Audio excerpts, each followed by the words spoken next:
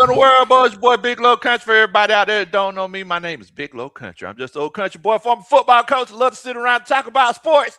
And here we are. It's that time. Oh, my goodness. It's about to go down. It's draft day, finally. It's draft day. So, look at here. Per tradition, me and Uncle Steve, I think for the last, 3-4 years on? 3 or 4 years. We just determined 4. 4 years. So we're on year number 4. Day 2, we always go in and look. We brought some extra people to the party. So, Jack Spade, you want to introduce yourself, my friend? Hey, man, Jack Spade, man. One time for the fan. Big shout out to T-Will, former ATL Sports House in the building with me. Also, big shout out to Miss Carrie. Don't know she's going to be popping by tonight. I'm sure she's going to be, paying attention to the show. So, big shout out to Miss Carrie. I think Bodie 3000 said he might be on the way, too, as well for a couple of minutes. But one time for the fan, Sunday nights at 8, Wednesday nights at 8, Friday mornings, breakfast, one time for the fan. Check out T-Will. 9:30, man. So big shout out to everybody here, man. It's draft time. Let's go, Falcons. It's draft Let's time, get it. bro. Yes, sir. It's that time. T. Will, what's going on with you, bro? Let's go. Well, first and foremost, gentlemen, thank you for inviting me. It's always a good time when I get to grace the panel with obviously Mr. Big Low Country, Uncle Steve, and my mentor, Mr. Jack Spade. But I feel like you said let's go back in, right? I feel like let's go back in, B. Let's go back in, B. You know that thing on YouTube? Every time you do it, I got to do it. Yeah. I feel like we should do that, man. I don't know. I'm excited. When you said that that's the first thing that went through my mind. You already know it. And of course, we got my partner in crime. We got Uncle Steve in here. What's going on? In the building. Man, I am hanging in there, man. And the great thing about yesterday was occupied by another great win by our playoff Atlanta Hawks, who have the city on fire right now. We didn't have that first round pick. Let's bring some of that excitement from State Farm Arena, bring it here to the stream, and let's get some new players here for this Atlanta Falcons team. I'm excited for new faces and new people in these. Uh-oh. Y'all there? Uh-oh. Look, no, froze up on us again. I think it was Jasmine Guy for what he said about her. I know, right? Look. that internet always gets me. But thank everybody who's streaming in from Uncle Steve's Lounge. I appreciate y'all, man. Thank you so much. Well, and thank you, Big Low, for the platform, man. Let's get to it, bro. Hey, let's get to it. And before we get to it, I do want to say this. Somebody stopped me in Publix 2 days ago and said, "You tell Uncle Steve he ain't right about what he said about Whitley." Yep. Look. Wow. Who was it? Dwayne Wayne? I mean, Lord have mercy. Will you take me? To be your hey, please, please,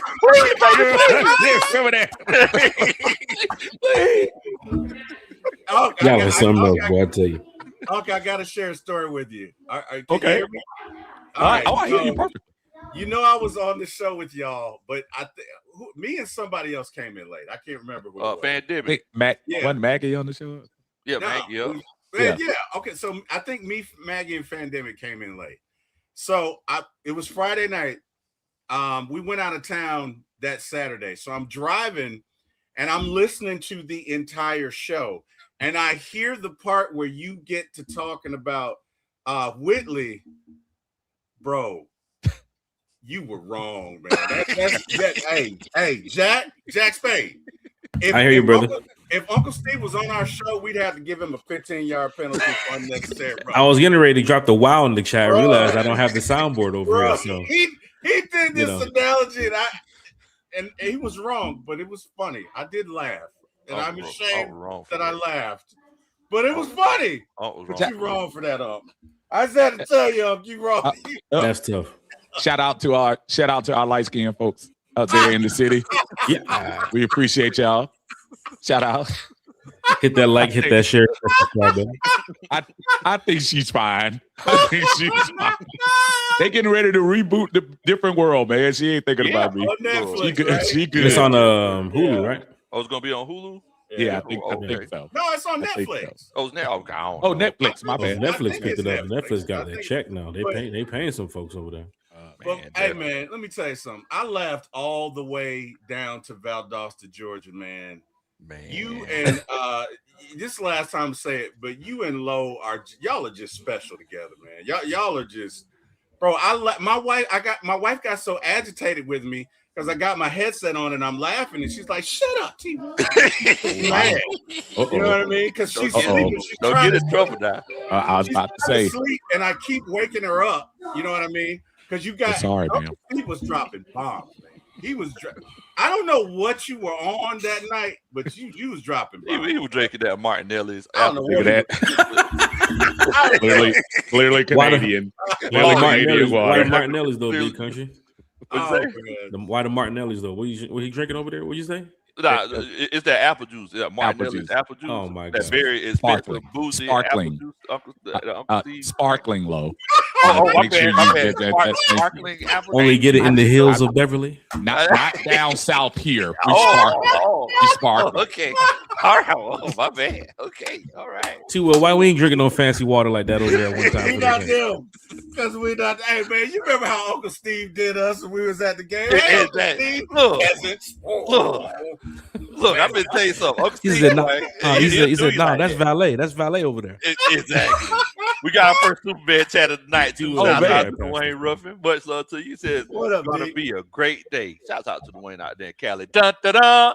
That's a Superman chat. Appreciate it. But we got to get back to this though, country. Why did Uncle Steve run from us, T. Will, when we was in the parking garage? Man, I don't know, man, because it's not like we went. You drove right past us, man. Uncle Steve just kept peasants. Uncle Steve was in Molly B's right by my section. Uncle Steve was in Molly. You know how they have it roped off, right? Like, and they had a person that was standing there like guard the section. So I was walking down the stairs. I see Uncle Steve. I'm like, hey, Uncle Steve. Uncle Steve, literally. So he was watching the game this way, right? He was watching the game this way. He literally turned his head. Listen. I'm telling you. So you got your story about Uncle Steve. So mine was T. Will saw it. I almost threw myself in front of the truck to see if Uncle Steve noticed me. Just drove right past me. T. Will just looked at me. Kept right on, man. Man. Just drove right past me. But shout out Uncle Steve. He booed you now. Yeah. Listen. I usually don't do this, but chat. Right quick, if y'all think the harassment that's going on in the first 5 minutes of this stream is a little over the top and wrong to an elderly guy, I want y'all to put a 1 in the chat so we can calm down some of these folks here, because as Lo knows, my feelings get hurt real easily. And so if y'all want them to stop being petty with me, please put a 1 in the chat so they can at least listen to y'all and tell them. Chat if you like us to continue, please. But yeah, we on it, man. Look at actually, what is it? 10 minutes into the show right now? 8 minutes into the show. 8 minutes into the show, man. So the draft is starting at 7, right? We're in the 16th pick. Hey, Lo, you see right there. That Brigida Dillon, that's my recently married sister. You see what you okay? You better read that one. She said, "Look, I'm not going to have any hate for my brother. I mean, Uncle Steve." Said, hey, it's all love, Brigida. Hey, we love Uncle Steve. We just giving him a hard time because he gives us a hard time. She gonna cut you.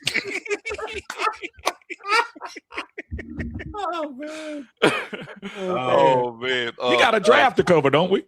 Yes, we do. But Jalen also says 1. I respect my elders. So there you go. Hey, that's what's up. Jalen, checks is in the mail, brother. We got you. So the draft is starting in 9 minutes, right? Okay. We got the 16th pick. What are y'all thinking? Or do y'all think it's a situation where, I mean, we know who Uncle Steve wants. We know he's been on the Christian Miller train, but like, what do y'all think is going to happen with this 16th pick in the second round? Well, again, even though I don't apologize for my thoughts of wanting Christian Miller, I really think we're at a point with the Falcons, barring a kicker or a quarterback, it's really not a wrong pick in anywhere you go, because we're at a time we can use a cornerback, we can use a linebacker, we can use a defensive tackle, we can use some backup for the offensive tackle. There are no wrong picks at this point. And because the talent level, there were a few guys that didn't go in the first round that we thought were going to go in the first round. So being in that top part of the second round, we should be able to get some good talent. So I'm not going to cry over spilled milk if we don't get the person I want. But as long as we just fill the roster with some, at least a possible start, I'm good. Okay. I ain't mad at that. I tend to agree with Uncle Steve in that we've raised the floor. Okay, let me be honest. I would like for us to get a defensive tackle. I think that is important.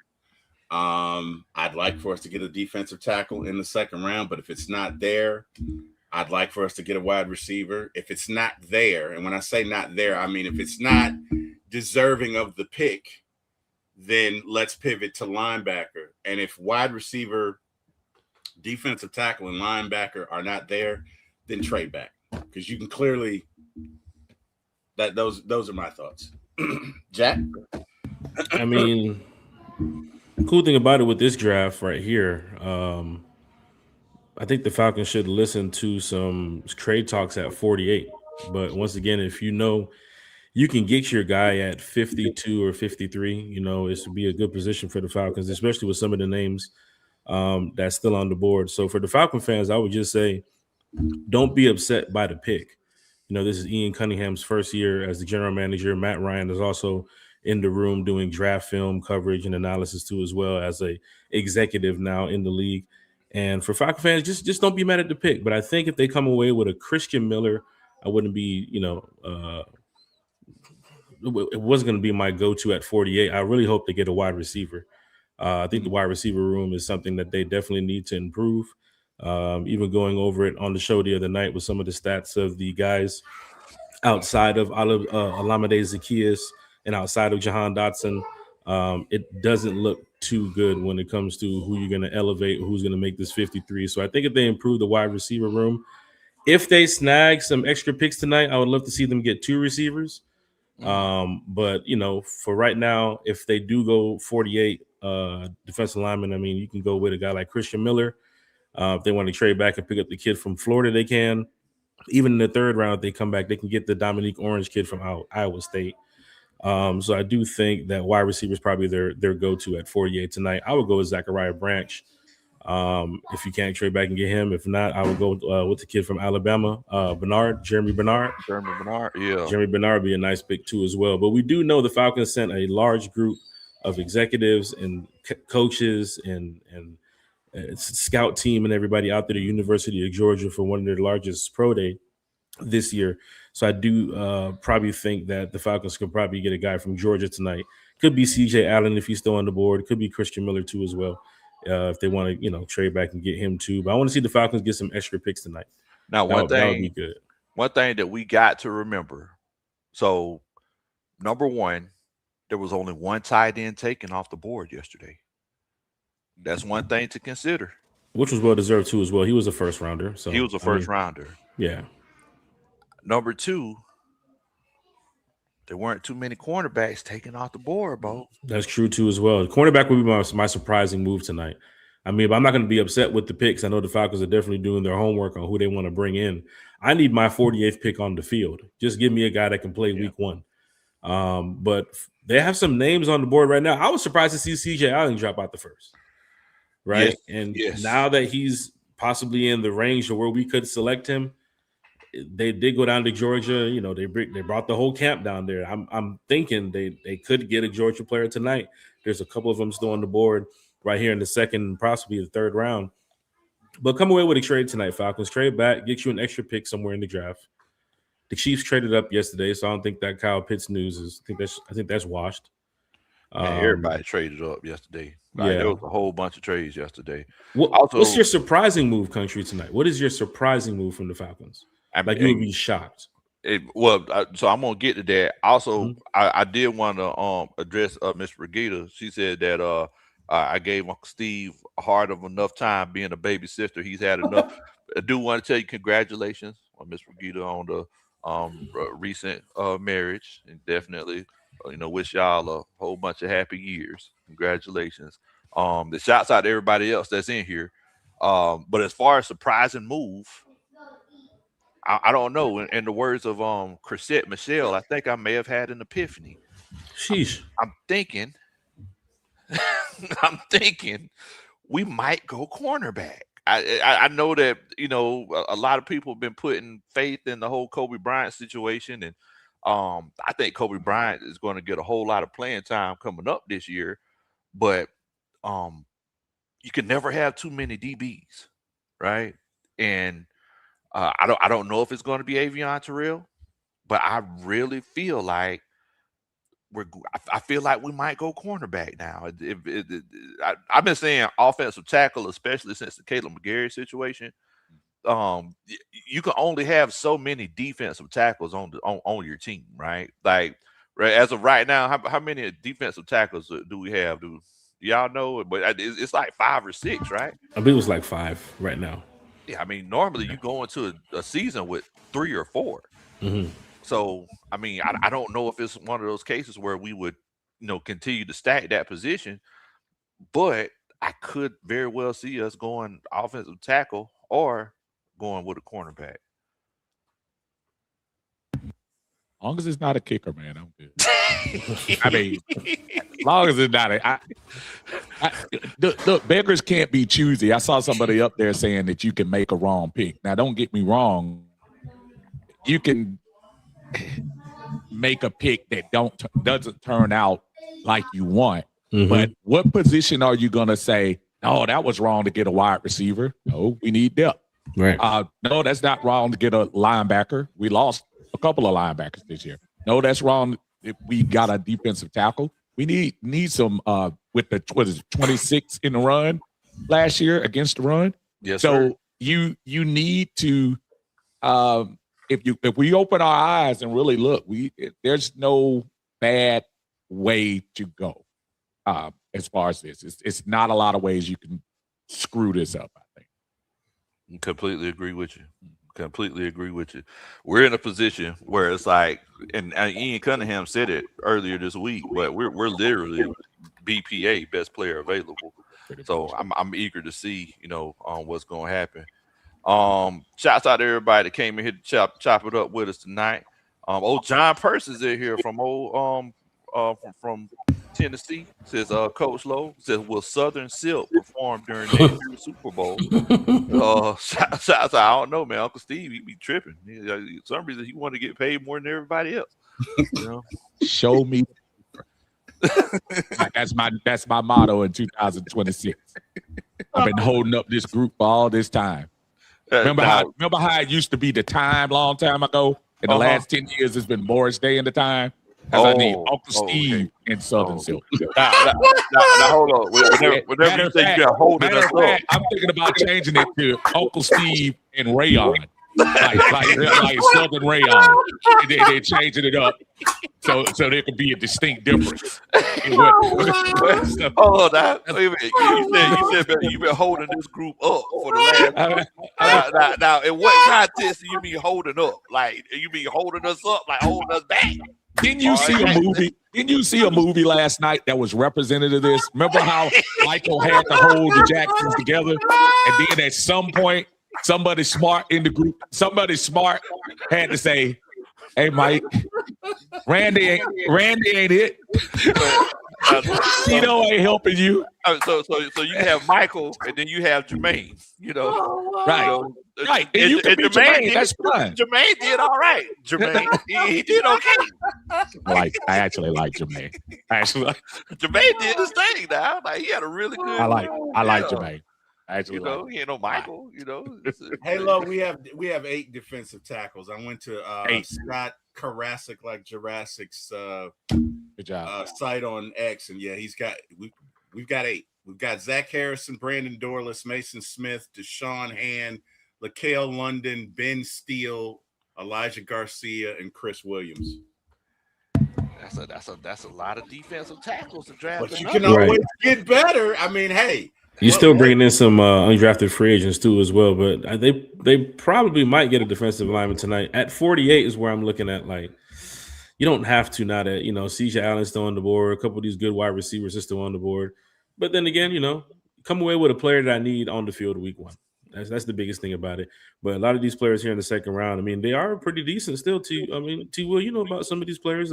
Yeah. Even the Alabama guy. I mean, your brother talks about you being a Bama, Georgia fan here and there. So go. It just doesn't stop. It just doesn't stop. Wherever you are, Eric Parker, curse you. That is not true.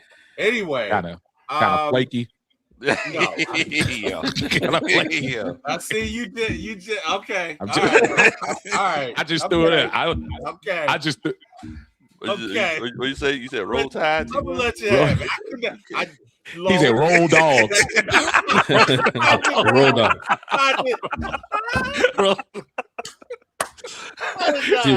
T-Will, don't create a don't create a T-Will in the roll dog graphic. Don't want to make me forget what I'm saying.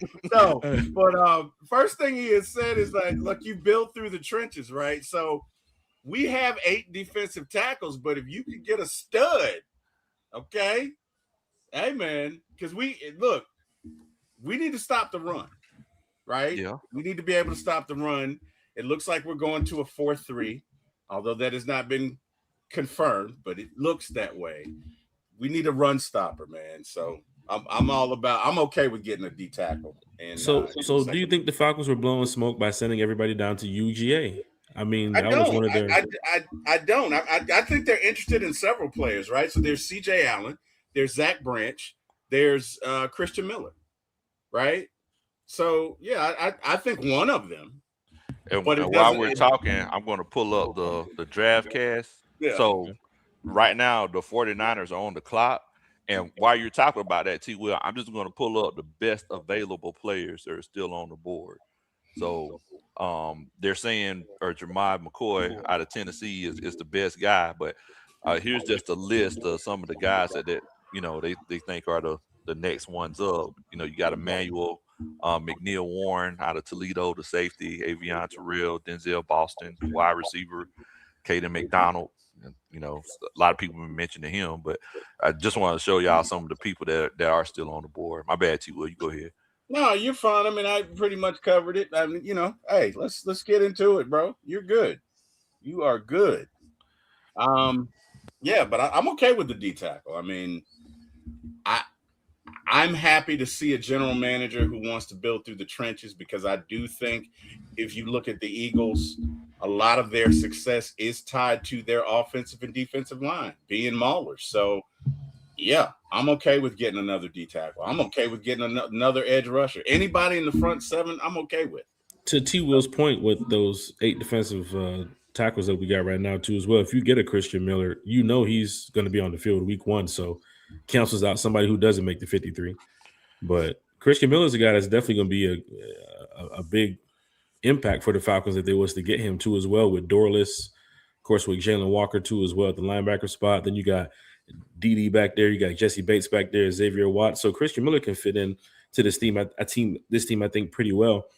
Also, you got to look at the guy from Texas too. What's the guy from Texas? Antonio Hill, the linebacker. Yes, Antonio Hill. So that's something happened. You can get a guy from Texas. You got to get a guy from the SEC right now. The SEC was balling this year. Nah, we can't be division biased now. We can't be conference biased. Okay. I'm a dog fan here. I hope the Falcons do select somebody from Georgia, though. If it's going to be Zachariah Branch or CJ Allen, I'm definitely here for it. I guess my whole thing is, guys, is that we don't want it to be one of them situations where we say, hey, we want to be a team that looks good getting off the bus. Right? Everybody's been talking about, hey, we need to get more defensive tackles. If you're playing the 4-3, you're going to put 2 defensive tackles on the field at a time. Mm-hmm. You know what I'm saying? So it's like, you'll look good getting off the bus, but can't you do anything else? Defensive tackle can't catch the ball, can't throw the ball. Defensive tackle can't block. Defensive tackle can't kick. We got to have more defensive tackles. I guess that's all I'm saying. Just wanted to break in real quick from the Atlanta sports arena. Nickel Alexander Walker just won the NBA Most Improved Player. What? Congratulations to him. One of the offseason awards. That's awesome. Did great yesterday in the game as Atlanta as a collective doing their thing. So just congratulations to Nall, as they call him, doing our thing. Man, that's cool. That's cool.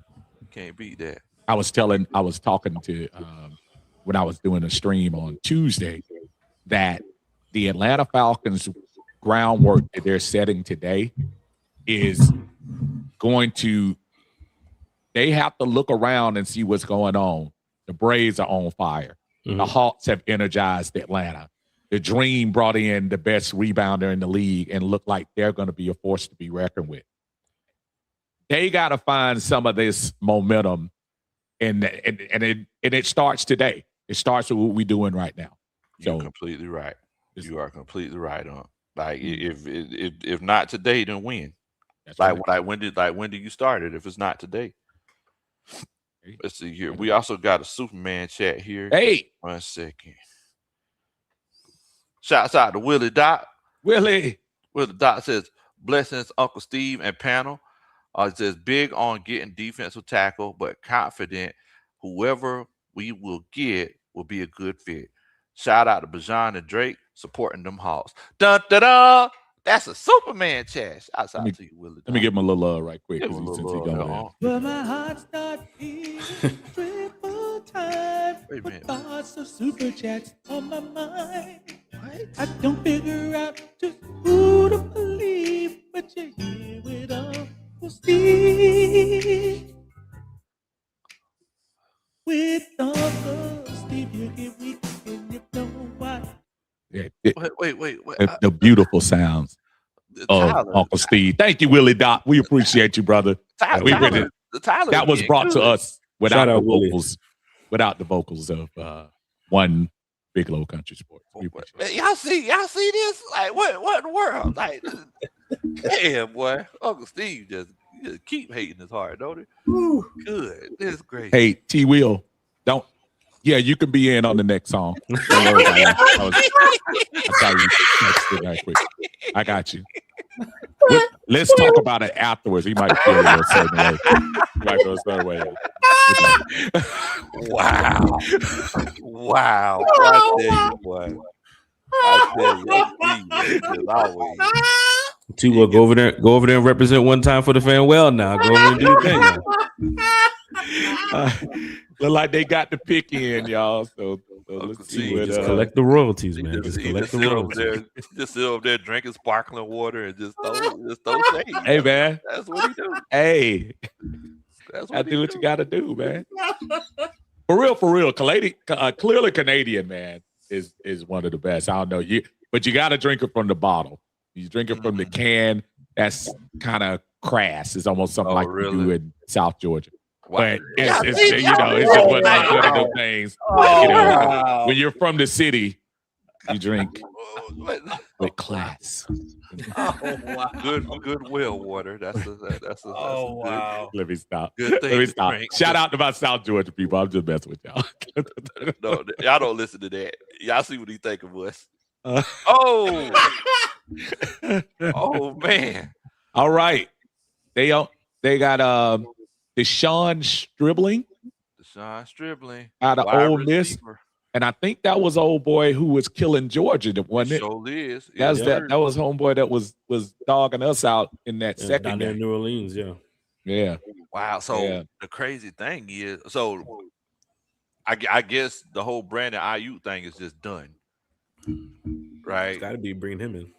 You bring it. So now you got him, Jawan Jennings, and you got the kid from Florida. What's his name? Alec Pierce? No, not Alec Pierce. What's his name? The one that got shot, right? One that got shot. Ricky. What's the guy's Pearsall? Pearsall. Yeah, Ricky Pearsall. I mean, so we've seen Taylor Gabriel play like a really good player in this scheme. So look, he got drafted to the best possible place he could have went to, in all honesty. You know, Stribling was not in the top as far as wide receivers. So that's kind of interesting to me. There were a lot of folks ahead of him. But you know what though, Unc? I could see Kyle doing that because again, this is the same man who told Roddy White that he felt like what was that guy's name? Leonard Hankerson was better than him. Oh, I forgot. So, yep. So I think Kyle looks for. I think number one, to work in Kyle's system, you got to be all in. You got to have 100% belief in him, and he looks for certain things, right? But one thing about Kyle can make a great offensive player because he will scheme for that player. They got Mike Evans over there too. Yeah, I think. I forgot to have Mike. I forgot about that. I forgot about that. And Christian Kirk. Good job. Yeah. I forgot about that. Yeah, that's an explosive offense right there. They're definitely going to run some West Coast offense over there with Kyle Shanahan. Kyle will get it right for 58 minutes and 20 seconds. Hello. After that 2-minute warning, He gets right. It gets right up to that. Just saying. After that 2-minute warning. After that 2-minute warning, bro. You on your own. Oh wow! Yeah, just saying. I love. No. Don't get me wrong. I'm not even a Kyle hater like everybody else. I'm just saying, evidence has proven. Hey, look, Kyle start looking as nervous as Uncle Steve on the karaoke stage. Boy, I ain't never been nervous. Wow. I ain't never been nervous. Oh wow! Never. Sheesh. Never. I made a living off Coca Cabana from Blackberry Oh man. Okay. The Cardinals took the guard. Okay. Guard out of Texas A&M. Good job. They setting up setting up the stage for their 2027 quarterback. You got it. Arch Manning loading. Yes, sir. Absolutely. That's what they're doing. That's what they're doing. Or in the words of Jack Spade, Mester Maker. He's not going out to the West Coast. Still got to keep him in the South, man. Still got to keep him in the South. We'll find out more about him later on in the season, though. Yeah. Okay, so that's not bad. Oh, sorry. Would say, No. I said that's not a bad pick. I apologize. I didn't mean it. Oh, no. You good. I know that Buffalo, they're on the clock now. Look, the fact of the matter is that as all these wide receivers and everything coming off the board, I'm pretty sure they're going to take a wide receiver as well. It's like it's adding up for what we need. I mean, I know, Jack said he think we might go out and get a Zachariah Branch or something like that, but it's adding up for it to be a situation where, if offensive tackle, even though the big run was made on them yesterday, but offensive tackle, cornerback, all these other positions, we might do something. Zachariah made sure he was going to get picked in the 4th round instead of the 3rd this week. Kind of. Zachariah or the cop? Zachariah or the cop? Because that was like Uncle Steve, I'd love more context because he arrested him for standing on the sidewalk. Like, yeah, that's rough. Zach Flex on him. Go ahead, Lo, before we get back into that. I'm sorry. Yeah, I'm sorry. Carrie in here. Carrie says, hey, y'all, so excited for our Falcons. Says, we finally getting active tonight. Go Hawks. Congrats. No. Most improved player, panel, your favorite. I can't see it. Okay, favorite pick at 48. Your favorite pick at 48. Dun, dun, dun. That's a Superman chat. Now, wait a minute. Before we go, I need to read it like Carrie. Hey, y'all. So excited. Active tonight. Hold on, you gotta turn the camera off. Wait, no, hold on. But then you gotta follow it up with, and Jack's not here because it's detailed business. You know what? I am not gonna put up with Carrie slander on this stream. So I want to stand Carrie as the 4th person on this block that will not stand for the Carrie slander. Not at all. Kerry knows all love. No, that was a decent invitation. Oh man. Buffalo is the pick is in. Country. If it's who I think it is, man, we'll be kind of upset. Who you think it is? I mean, I texted you earlier in the group chat who I thought somebody was hanging out with somebody today. Oh yeah. I was gonna see. I ain't gonna say it because I just want to see. Hopefully it's not it, but Falcons coming up though, man. A couple more picks away. A few picks away. I'm sure the phones are ringing right now. Probably not for Kyle Pitts, but TJ Parker. I'm not sure that TJ Parker. Wait, what you gonna say? Oh, you think you ain't sure that? I don't think Kyle Pitts is gonna happen. Man, I don't know. It's not happening tonight. I don't know, put that man. on the next album. Well, let's put it this way: if it's gonna happen, it's gonna happen in the next 30 minutes. If it doesn't happen in the first half of the second round, it makes no sense. What are you going to do for a future? Are you trading Kyle Pitts for a third rounder at this moment? It's not a good look. Not a good look at all. It almost looks like you're trying to dump him. It's almost like you're out in front of Lowe's yard, and when they're finished, grilling the food, he couldn't cook, and they throwing it away. It almost looks like. Wait, he fed it to you? You ate that? Well, I'm a friend. So what you do, it's almost like that's what it would look like they were doing with Kyle Pitts. So I don't think that's going to be the move. That's rough, right there. You see how they do it. Shout out to Coach Ronnie for cooking good. So she's the cook in that house. You're right. That's what I hear. You're right. That's what I hear. Cook. That's right. That's right. I don't even ask what we having for dinner. I just come on in there and eat. It was funny, Jack. He came over here that time for the barbecue, and I was over there by the grill, and he was trying to go inside and say hey to people. She was all like, "No, stand right here." She's like, "Watch to see what he's doing." Watch him. She said, "Now I ain't got nothing to do with it." That's rough, boy. That was rough. I ain't gonna lie though. Uncle Steve and them Kobe burgers, they look. Be throwing down. Thank you, sir. I appreciate that. Thank you, sir. Shoot. All right. So Uncle Steve, you hosting the tailgate this year at the stadium? Man, look, bro, we could do something. I try to get at least one game a year, so we gonna have to hook that up, man. And no doubt, we did absolutely.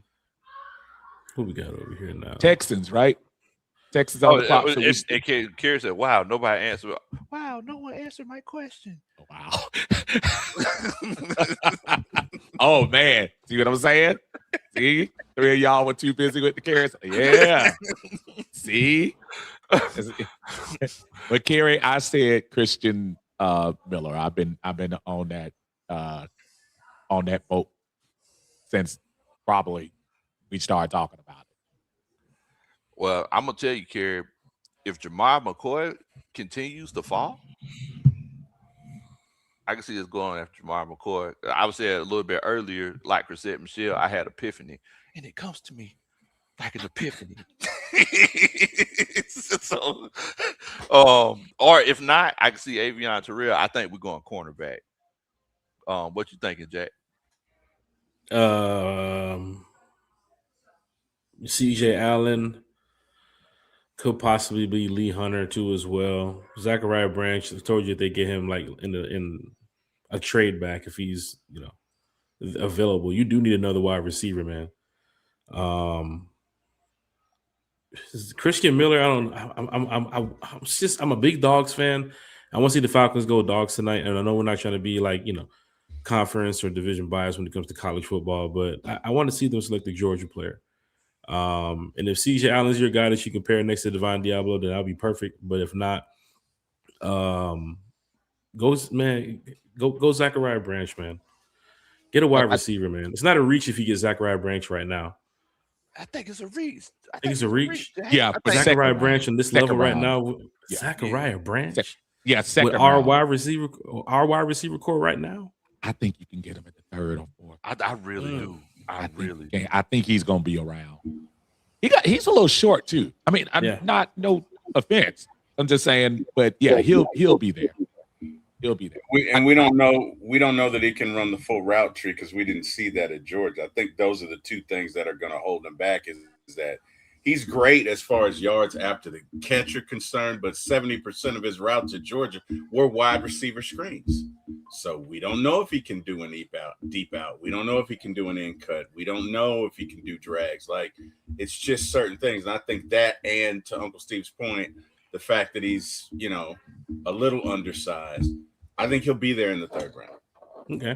Can I circle back to what Jack was saying about the Georgia players? And again, the blueprint was done a couple of years ago in Philly with being able to get those folks who play big time ball in big time leagues and on a weekly basis. It's nice that you can find somebody from Stephen F. Austin.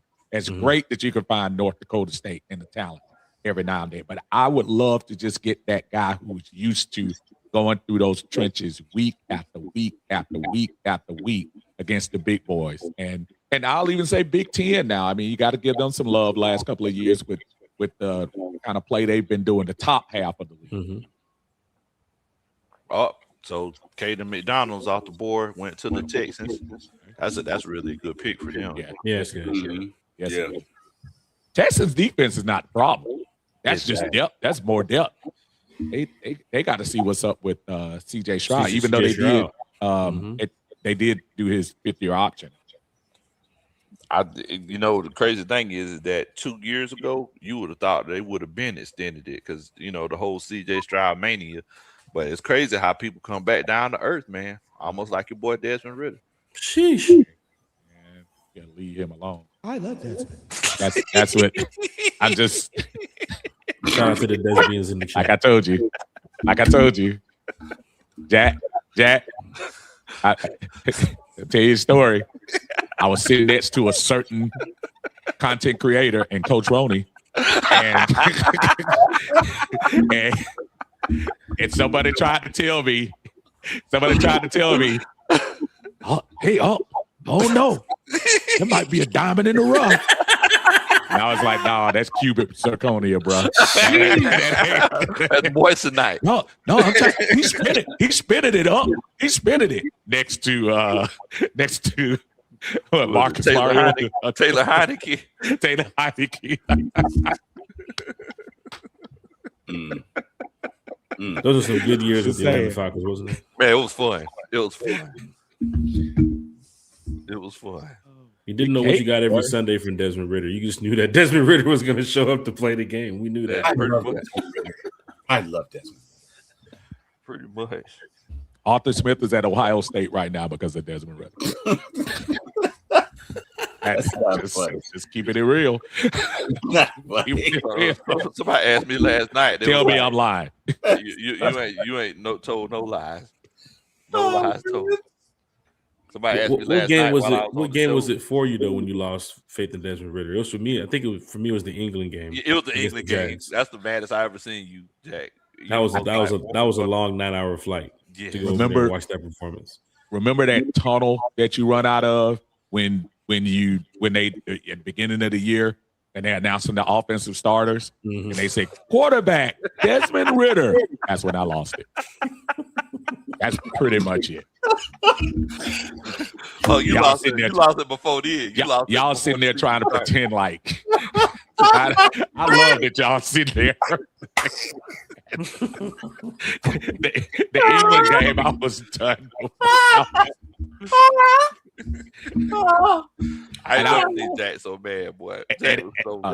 As I told you before, I met Def Jam Comedy Jack in England, and that was right after that game.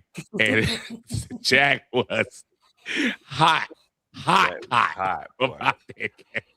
Jack came up to me. Jack said, "Hey, country, don't say nothing to me about the Falcons. We just gonna have a good time for the rest of our time in London." I actually did. I went to dinner that night right after the game. Went back to old Arsenal, old Terry. I can't remember what area I was in, Burnley or something, some part of England. I can't remember what it was over there by the airport, but I had a great time that night. That's it. Yeah, That's all that matters, bro. Don't say nothing to me about the Falcons. We're gonna have a good time the rest of our time here. I said, a couple days left on the trip too as well. Went over there by Buckingham Palace too as well. So had a good time. That's when I saw Scott Carrasco like Jurassic. But yeah, that trip was everything you wanted to be a trip going overseas as a fan to watch your team play, except for the performance that was on the field. And I think we saw that Mac Hollins blow up on the sideline too as well when we was coming back after the game when he got mad. That was in London. That was the same game, yeah. When Desmond went to go walk over to him and he jumped up at him. Like, hey, he went over there. Hey, man, it's gonna be okay. We're gonna get him next time. Like, sit your behind over there. Oh, wow. Oh, I'm sorry. Oh my god. Oh, man. Oh, wow. Oh man! Shout out to King Rich in the chat. King, King, hope you doing good, bro. Austin, GA Bully Dolls in here says if Miller's there at 48, grab him and build the trenches. Okay. I hear you, brother. I hear you. I'm not mad at it.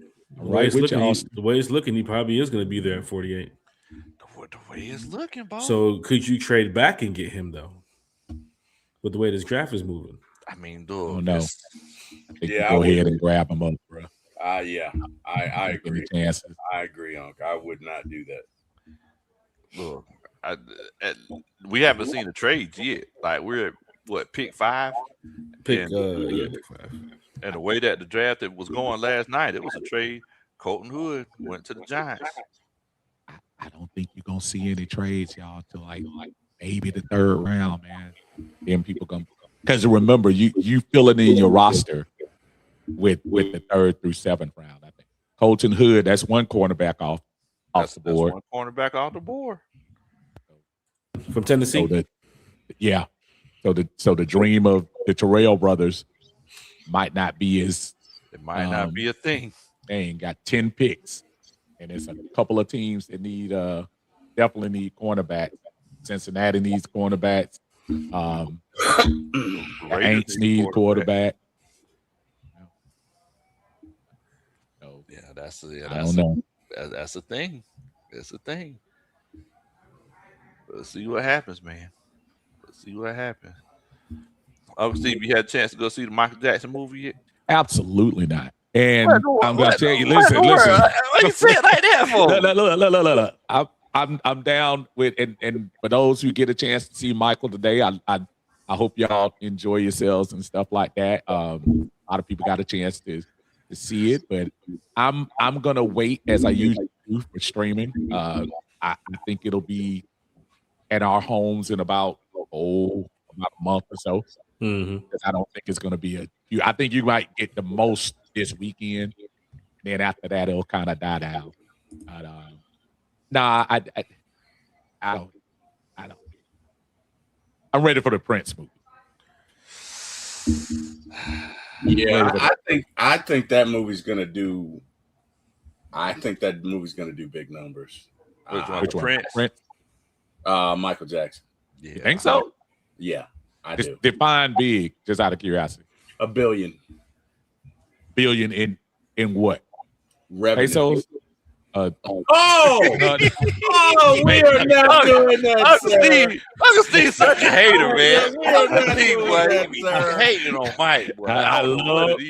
I love me some Michael Jackson, but I keep hearing like they don't even have they act like the Avengers, like the blip happened, like Janet Jackson and Reba Jackson don't even exist in the movie. But they asked not to be in it. They did. Well, that's what I'm saying. So, are you getting a true story though? You know what? I'm gonna be honest. From what I've heard about it, it is a musical biopic with the emphasis on the musical. Yeah. But the other thing I've heard about it is Jafar Jackson is so good.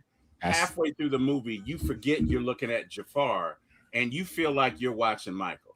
And let me tell you, If I can pay have heard $15 to go see Michael in concert from that perspective alone, I'm gonna do it, and I'm probably gonna do it 3 or 4 times over. So I know what the critics have said, but they can get the finger.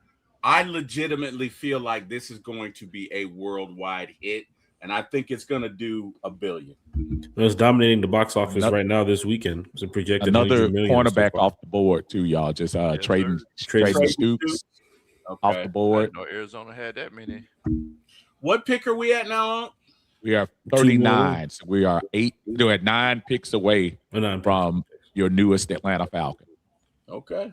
Let's go. We are good. So going back, I see somebody in the chat. I love Michael Jackson. I really do. I think Michael Jackson is one of the top 5 all-time artists. But if I'm watching a movie, and the biggest criticism I'm hearing without seeing it is that they have big gaps in there. I'm not talking about the controversial stuff, but they have big gaps in some of the movie, some of the facts of when songs came out, how things happen. The one thought that Diana Ross actually she was the one that founded them. That's not true. And when you start doing things like that, that's I don't know. But Mike is the man. Don't get me wrong. No slander to Michael Jackson at all. But yeah, 150 million this weekend. You talking about in the United States or in the world? No, worldwide it's going to do $1 billion. Oh no, I'm talking about this weekend. This weekend right now in the United States is projected 100 million. You think you're gonna do 150 million this weekend? It's projected right now. I'm gonna say 200 million. It's projected for like 95 million right now this weekend. Yeah, I'll go towards that 95. 150. I'm gonna say 200. Say 200? Okay. I'm saying 200 million this weekend. Okay. Now you know what's going to probably do $1 billion. That Marvel movie that comes out later on this year. That's what I'm saying. People's been waiting for that for almost like 10 years now. So that'd be like 250, 300 million. Right. Yeah. But yeah, and like I said, this is not Mike slander. This is and surprisingly enough, that's the Training Day guy, Fuqua did this movie. Fuqua, but they say they weren't able to do a lot of the, put a lot of the facts. The estate wouldn't let them talk about certain things. Right. If you're not going to be able to really get into the meat and potatoes of the movie, of things like that, I don't know. I mean, we didn't. As Lo was telling me earlier today, shoot, you want to see a good Michael Jackson movie? Go to the Jacksons with the All American 5 American Dream. Yeah, American Dream. That was it. When we grew up in grade school. You want to see 5 brothers growing up together? Go get the New Edition movie that came out a couple of years ago. For me, Uncle Steve, if we were talking about any other entertainer, I'd be with you, right? But this is Michael Jackson, who, in my humble opinion, is the greatest live entertainer that I've ever seen. And don't say that too loud, T. Will. Uncle Steve, you gonna hate on you now. You know, it's interesting. So my father and I would have this conversation. God bless him. Talking about you now, Dad. But he, my dad loved Sammy Davis Jr. And he felt like Sammy Davis Jr. was the greatest entertainer.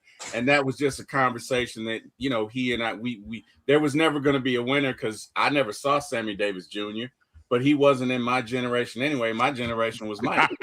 And you couldn't tell me. I'm sorry. We're not laughing at you. I'm sorry. That quote from the American Dream. Hey, and I'm getting back to you, T. Will. Hey, a boy played Lawrence Hilton Jacobs. He played Joe Jackson. He played the perfect Joe Jackson in that movie. Yeah, that's what I'm hearing. But I mean, like for me, bro, let me tell you something. I cannot remember ever there being a time like when Thriller came out. Okay, we didn't have the internet, but I tell you what we did have. We have MTV, and every hour on the hour, for the better part of 48 hours, my friends and I would sit down and watch that video. We fell asleep watching it. We woke up watching it. It was the greatest video we had ever seen, right? Beat It was another one. So you're talking about a guy that revolutionized the modern day video as we see it. I think that movie's going to do $1 billion, but that's just me. Cleveland took that wide receiver too, guys. Took Denzel Boston. I didn't want him anyway. That is a good move. But Shador has some more weapons. What about Deshaun Watson? It's probably gonna be. I think it's gonna be Deshaun Watson in that team this year. Man, look, Shador so popular, bro. Deshaun Watson ain't finna see that field. Come on, you don't man. Think so? No, you don't think so? No, Deshaun Watson ain't finna see that field. Deshaun Watson, he might get traded this weekend if we keep it book. I told you where Deshaun Watson was. You for highway. Oh, you didn't say that. You did not. Oh, wow. Hey. Oh, man. Wow.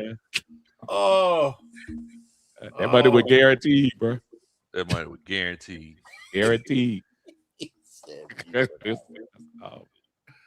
Denzel Boston. Denzel Boston look a lot like Drake London out there. Yeah. That's a good move. That's a good move. That's a good move right there.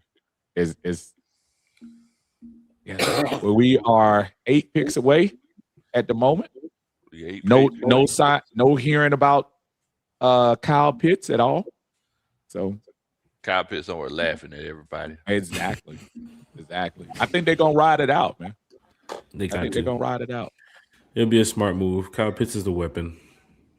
Yep. Got to keep him out here on the field this year, especially for this offense that needs some people to help move the chains for either Tua or Michael Penix. I mean, you can't just rely on rookies, even if you do get a Ted Hurst or a Coleman from Missouri or even a Zachariah Branch. Like, you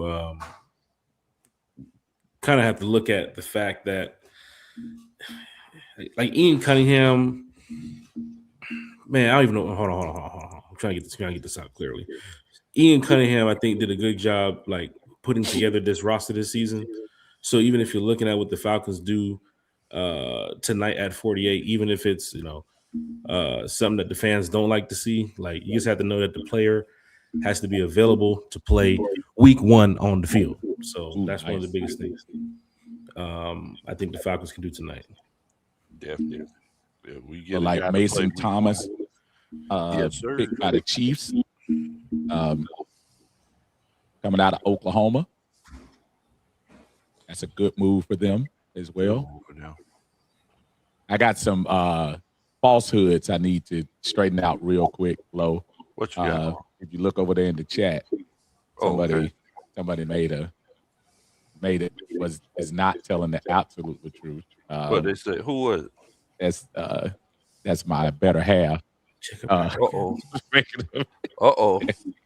And she claims, shout out to Aunt Kira, love her to death. She claims the last 2 movies Steve Star created were E.T. and The Best Man. So you can't rely on his movie theater endorsement. We have to wait for everything to be available via stream with microwave popcorn. Now, there's some truth in that. One, I will wait for stream for most things. 2, the last 2 movies that I saw in the movie theater, the last one was Avengers Endgame. Mm-hmm. And prior to that was Meet the Fockers. Oh, come on. And for the record, I have never seen E.T.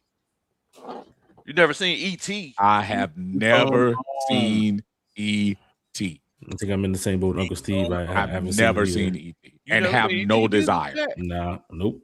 Have 0 desire. Yep. So he looked like an ugly girl in high school. I was just like, well, first of all, shout out to Aunt Kira. And look, shout out. Look, you had to take Aunt Kira out on a movie date, man.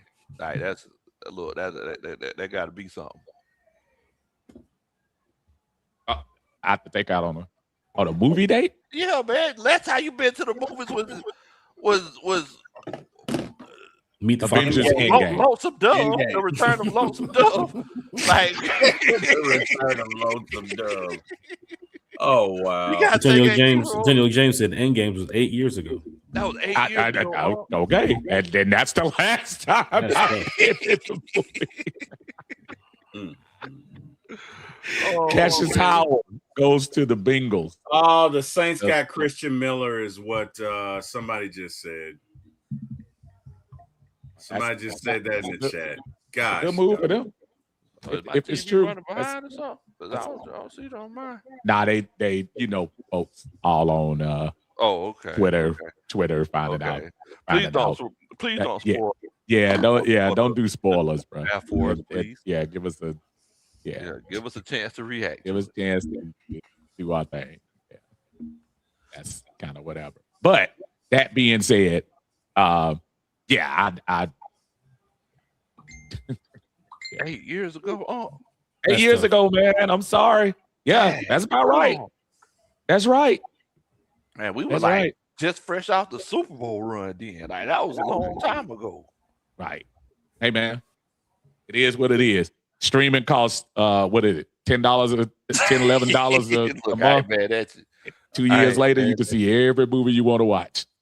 Look, I'm not mad at you. Great nigga say, y'all better speed y'all internet up. It's not the internet. I'm looking at it's not. No, people are going that. People did that last couple of years, man. Like I said, we just respectfully ask if you see something on Twitter, just hold it with you until we Give us a chance to react. give us a chance to talk about it. Well, I'm sorry about that. Christian Miller. Yeah.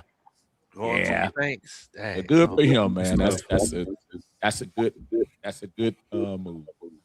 That's a good move. He gonna that do one it, hurt, boy. man. That one hurt. Damn it. So good thing about the Falcons, of course, they're doing their homework. They're probably going to go ahead and scratch them off the board and move on to the next player. Absolutely. That's what you have to do. Right. And probably go to the next best player. We are 5 picks away from finding out who the newest Atlanta Falcons person. It's interesting. I seen Uncle Steve leading Publix before. I think in that customized F-150. You were probably correct. Customized is not the right word, but I understand what you're saying. Don't wave at him because he ain't going to nod at you. Like, No. I'll just play it. Eccentric, that was probably me. If you saw it say Uncle Steve, that's probably me. Unless it was an imposter. Unless it was an imposter. There you go. Shouts out to everybody that's chilling out and watching with us tonight, man. Right. Y'all make sure that y'all hit that like button. Make sure you hit that subscribe button for all these channels, all the people that's on here. One Time for the Fan. You got For My ATL Sports 1. You got Uncle Steve's Lounge. You got Big Low Country Sports. Make sure you hit that subscribe button for everybody. We definitely greatly appreciate it. Mm-hmm. Also, make sure you hit that like button. Yes, sir. Yes, sir. Meek said you think we're gonna trade back. Okay. We'll see. We'll see. Could Jacob Rodriguez be the guy that you can get to fill in for what Caden Ellis did from last year? Ooh. That could be a thing. I like J-Rod. I like Jacob Rodriguez. I do. That could be a thing. C.J. Allen still on the board. I mean, what did Olbrich say? He said that look, it's one of them situations where it's going to take 3 guys to replace Caden Ellis. Right. I mean, maybe you go ahead and fill that slot now. You know. Timbo, what's going on, Bo? He said, "You sure we need more picks?" Go ahead, Jack. No, I'm saying to T-Will, like, even with Avion Terrell right now still sitting on the board, like how you guys said cornerback earlier, wouldn't be shocked now seeing that only 2 cornerbacks left went before Avion now? Yeah. Could be a decent look at the Falcons to go get him too as well. I mean, especially pairing with him with AJ. That would be nice. Mike Hughes, I think he's still on the last year of his deal. Yep. So Yep, I mean, sure it is. could be a move they can make if they go get corner too as well. So Yeah, it's getting interesting. like Uncle Steve said, anything but the kicker. Anything but the kicker, man. Pretty much. Anything but the kicker. But who that's in there laughing? He must be laughing at the fact that they took that wide receiver with them giraffe legs last night in the first round.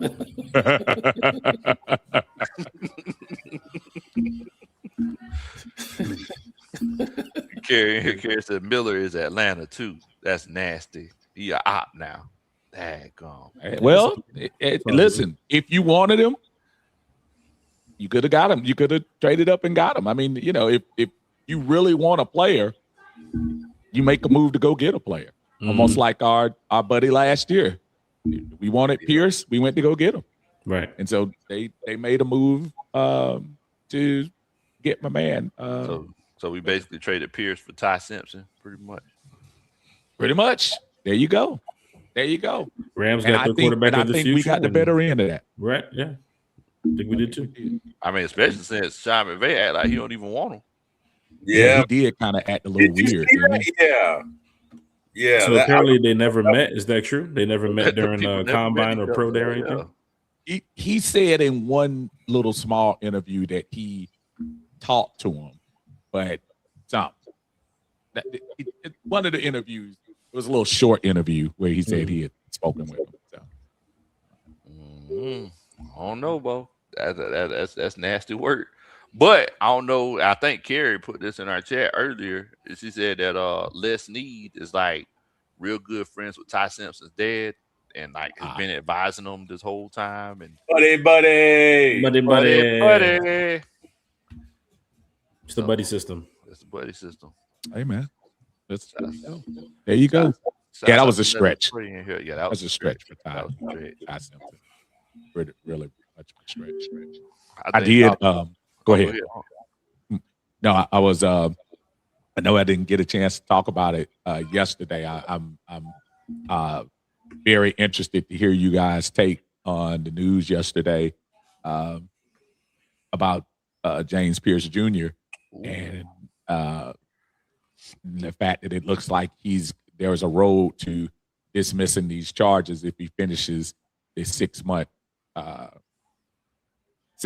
class, and if he completes it, they'll drop all the charges.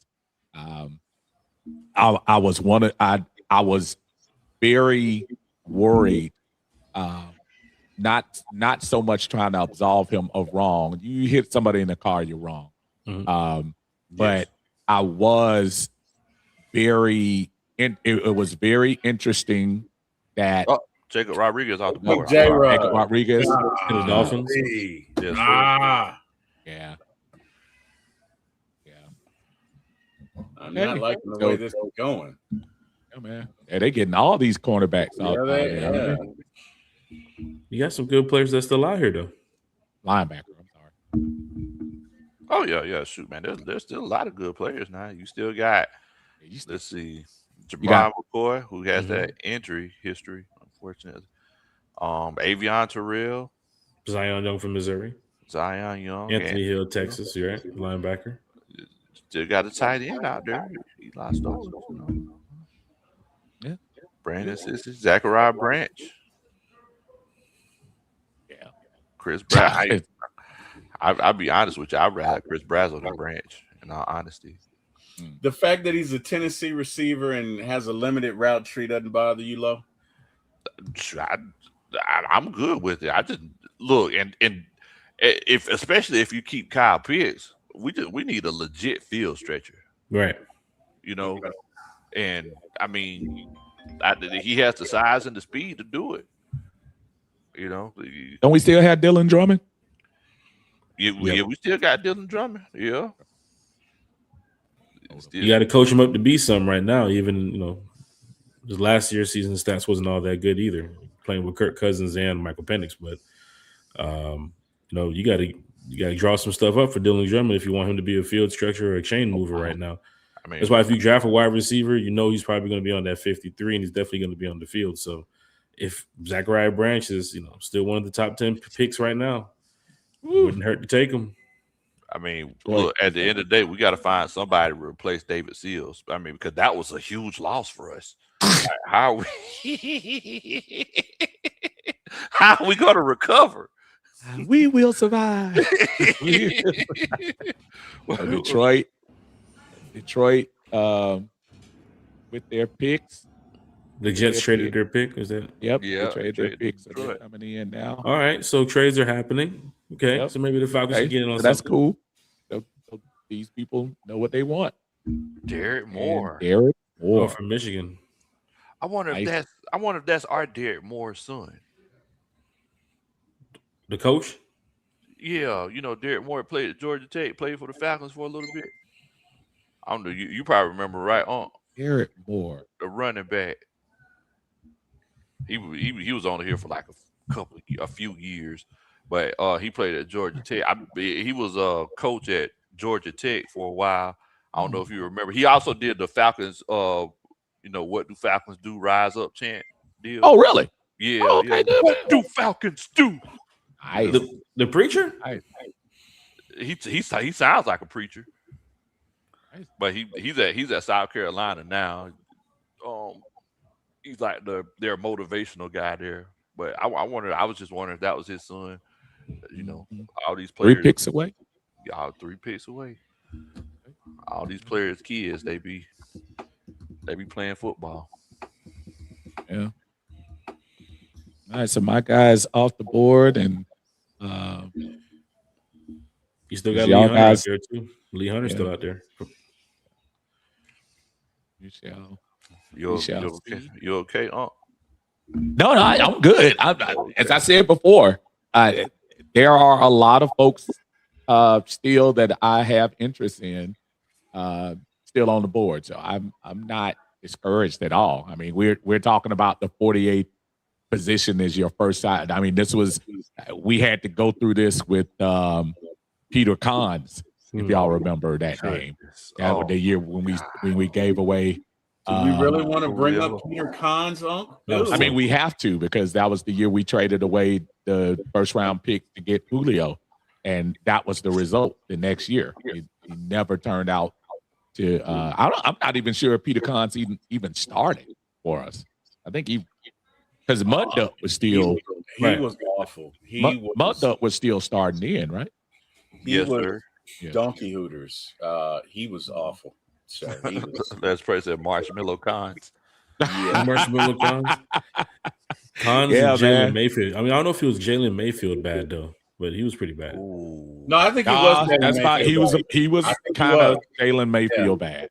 Yeah, He was Jalen Mayfield before Jalen Mayfield. Yeah, But the difference is that you had a coach who was so hard headed with Jalen Mayfield. It was like, yeah, he's gonna play, even though he clearly wasn't ready. He clearly wasn't ready. He still that was so cruel to put that young man out there in that situation. Yeah, that boy crying on the sideline. Hey, I didn't think he did start. I'm looking at. I see you, Jeff. I think Peter Kahn's got knocked to the ground like 3 or 4 times. When I say knocked down, I don't mean you fell. I mean you got knocked on your keister. Remember there's a game against the Saints he got like blindsided, I think, too, as well. And that happened 3 or 4 times. So, right. No. But Jalen Mayfield was worse because I think he got knocked down 4 or 5 times. Like he was ugh, yeah. Well, it was very similar to again the aforementioned Desmond Ridder. You were trying to make somebody work. I don't know that Desmond was as bad as Peter Kahn's or Jalen Mayfield. Don't get me wrong; he was not great.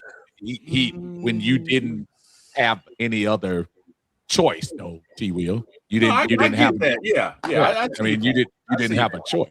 Right. And I tell you something, T. Will, there was a time when we celebrated complete passes like touchdowns. Yeah. Oh, absolutely. Yeah, I'm dead serious. You think I'm playing, T. Will? Uncle, my line? Not lying at all. We were just happy the ball landed in somebody's hand. It was promising when the defensive guy caught it. You're like, dang, at least it's catchable. Somebody get the ball. Man, this is a miracle. Yeah, Desmond was pretty bad, bro. Desmond was bad, man. Look, Desmond, I'm sorry. Please don't get mad at me. Please, like, that man was bad, y'all. And I was one of the ones, I was like, man, nah, he has the intangibles. Like, No, I was one of the ones too. I was wrong. I was Yep. wrong, y'all. I was wrong. I can say it. I can say it. I don't know.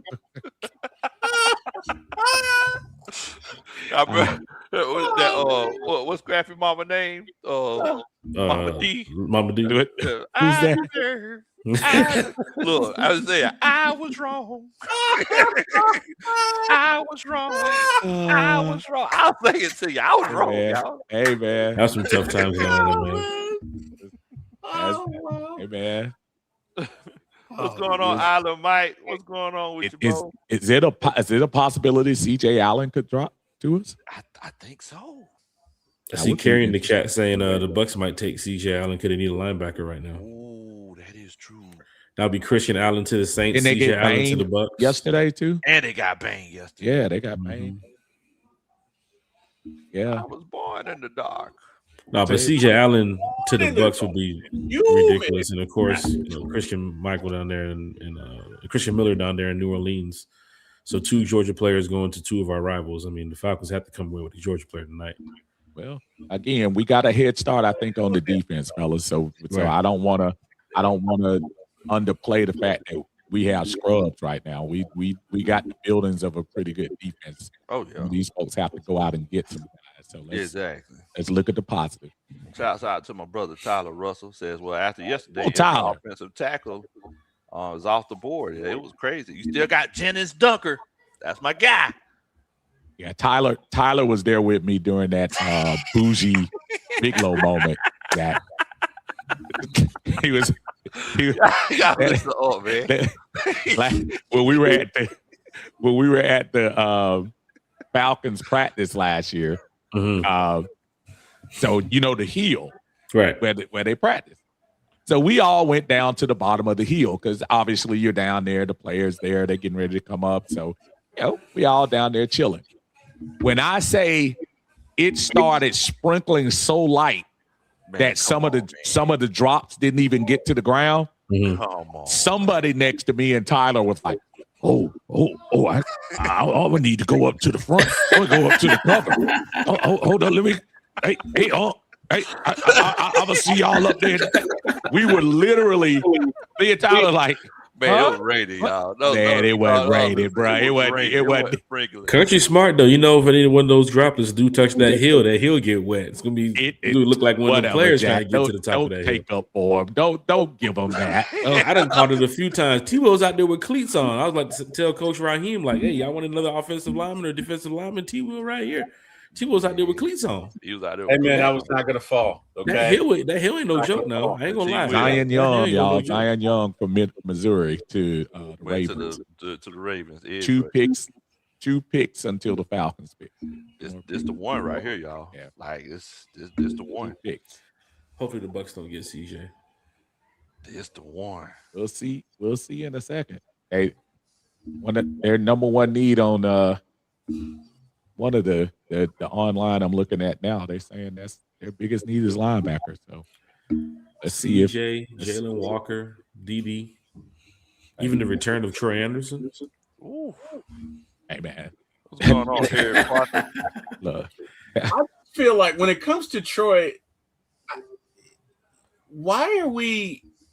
He's been out for 2 years. Why is there cheap labor, bro?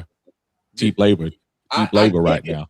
I get it, but it's cheap for a reason. Like he hadn't been there, so why all of a sudden are we excited about someone that hasn't shown to be healthy? Well, define excitement. That played every position at Montana State. Like, why everybody getting naked? Like, oh, he played quarterback and he played linebacker and he played safety too. Exactly. But again, y'all missing the prize. In addition to the 31-year contracts we have, that's showing you what the move is. We're trending towards 27. Mm-hmm. You're not going to make any big splashes. You might as well bring the guys back. Bring them back and see what you got. quarterback. See what you got. That's what you do. All right. Josiah Trotter. Is that All Jeremiah right. Trotter's kid? Hey, I believe it is. all right, back-to-back Tigers. Back-to-back Tigers in the house. All we right, are we're almost there. away. 2 picks We are away. almost One there, pick y'all. away. I'm sorry. 1 pick away. All right, y'all. So look, like I said, don't spoil it. Please don't spoil it for me. I didn't get no work done today because I've been ready for this draft.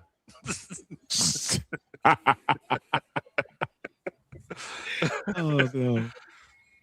Oh man. All right, let's get this. Okay, so the started. Steelers traded with the Colts. Oh, the Steelers just made a trade.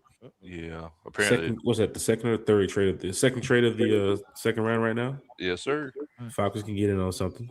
So for everybody so far, that was thinking that Ian Hunter was going to go up here gambling like he was down at the Bellagio and moving up and down, he ain't doing nothing right now as far as moving our position. So we'll see.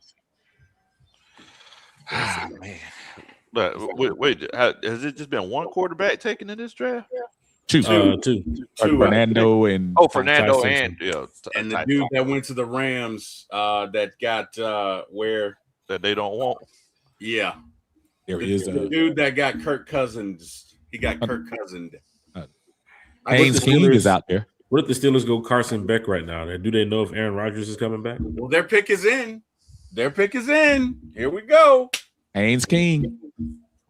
Wow. But you know what? You know what? That's a very Pittsburgh-like move, though. I ain't gonna lie. Hey, I don't think they know about Aaron Rodgers right now. So a quarterback would be probably the smartest. That wouldn't be a bad move. I mean, you don't know it. Right now they have Mason Rudolph and who else? On their I think a Walmart stocker. Sheesh. Walmart wow. stocker. That's wow. Oh, wow. That's about right. Starts the dairy that's section. about right. Make sure the cream cheese stays cool. Oh wow. Hey, Eric Parker, what in the world, Bo? What up, LBB? What's going on, man? What's going on? Kevin said, "Steelers, they know who they want." Hey, man. Sometimes you gotta. I forgot. See, they in Pittsburgh. They gotta have the fanfare first. Yeah, that's right. I keep forgetting they are in Pittsburgh. Yeah. Jeremy Bernard. Shout out to everybody who. Yes. They must have felt like we were going to take them. Maybe. Yeah. Because why trade up one pick in front of us and they must have felt like we were going to take them. New head coach. Probably got to get Aaron Rodgers back on track, but if you can, him, Jeremy Bernard, DK Metcalf. What other wide receivers they got? All right, let's go Falcons. We on the clock, y'all. We on the clock. We need a DT, wide receiver, linebacker, cornerback. And I'm gonna tell you, Jeremy picked up the slack where Ryan Williams didn't do. He didn't follow up that freshman year. I know it. Like we thought we would. So that's actually a really good move. I know he killed us. It sure did. All right, y'all put everybody in the chat. Put in here who y'all think we should get. Put it in here before we make the pick. And no spoilers, y'all. No spoilers. No spoilers. Be cool. That's why I said put in here who y'all think we should get. So no spoilers. No spoilers. But even looking at the Falcons right now, they would have traded back. Like that news would have came down. So they're probably going to make their pick at 48. Oh yeah. If we were trading, that would have been happening. Yeah, because we saw the other trades and how fast they showed up on the screen. So I'm guessing the Falcons right now are gonna get their guy at 48. I want to see Falcons draft room, see if Mighty Ice is in there. Look, as much as he getting paid, he better be in there. Sheesh. He better not be at home. He might be doing counseling this week. Wow. We know who is in there. Then if he's not there, Rich McKay. We know he's in there. Wow. You know that. You know he's in there. Rich McKay sitting in the corner somewhere. Rich McKay is no longer. Okay. right. He in that room. Okay. He might not be in that room when they. He might not be on that room Rich when they show the McKay camera. is He no in, y'all. The longer. pick is in. The pick is in. Rich McKay in good the job. closet somewhere, Good job. singing like R. Rich Kelly. McKay is no longer in the building, according to them. He's next door. He's no longer in the building. Nah, we ain't trading back, George Clay Dre. The pick's in. Pick's in. So there's no Everybody trading saying back. Terrell. That's what everybody's saying. Let's see. Let's The see. Hunter or Terrell. Let's see. CJ Allen is still there too. We do need a linebacker. So, Look, there's a lot of good players that fell to us. Well, that's the thing I was saying. A lot of folks that had first round grades are in the middle of the second round. So again, no need to reach on any of these picks. Get the best talent you got and let's roll. Let's roll. Even though I must admit that it would be intriguing to get a wide receiver, but it's got to be somebody that's gonna really got to be a game changer. Got to be a game changer, man. And I think the guys we have now, but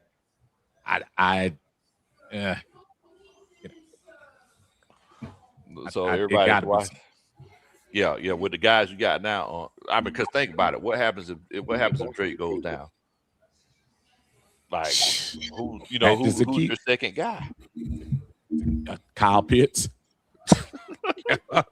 Which is probably why he didn't get traded, right? Exactly. That's exactly. He might need to stay long enough to develop some of these guys. We'll be out there like who was it out there that had all the tight ends playing last year? That was Rams, wasn't it? Oh yeah, they had the Rams at one point had all the tight ends out there balling. At one point, that's probably what you're gonna have to do. We'll see. Come on now, Falcons. What we got here? Man, we on a commercial, bro. Yeah, that's crazy. They always love going to commercial whenever the Falcons come to pick, though. Never show the fans sitting out there for the draft. Sometimes it might get maybe a half a second of TV time. So they have enough time to. I just want to see the draft room at this point, just to see what it looks like. Exactly. Just to see that Stefanski's first time in the red and black and everything. All I remember is that one day that Desmond was crying. Sheesh. I'm sorry. Coach, they messed up. They effed up, Coach. Oh my goodness. They effed up. I'm so sorry. I really said I wasn't. All right, Arthur, Ian, Matt, taking notes. Right. Stefanski. Arthur in his money blue. Okay, then, Arthur. Money blue jacket. Yeah, I saw no signs of Rich McKay, for the record. Rich McKay in the closet. That has so many different connotations there. He's in there saying like R. Kelly. Might want to clean that up. 8 o'clock in the night. Michael Turner in the house. The burner. Oh, wow. The burner in here. Michael Turner. Don't you say it. I didn't say nothing. Man. Michael Turner. Wow, you just responded to Michael Turner. My TV a couple minutes behind y'all. My screen a couple seconds behind. Wow.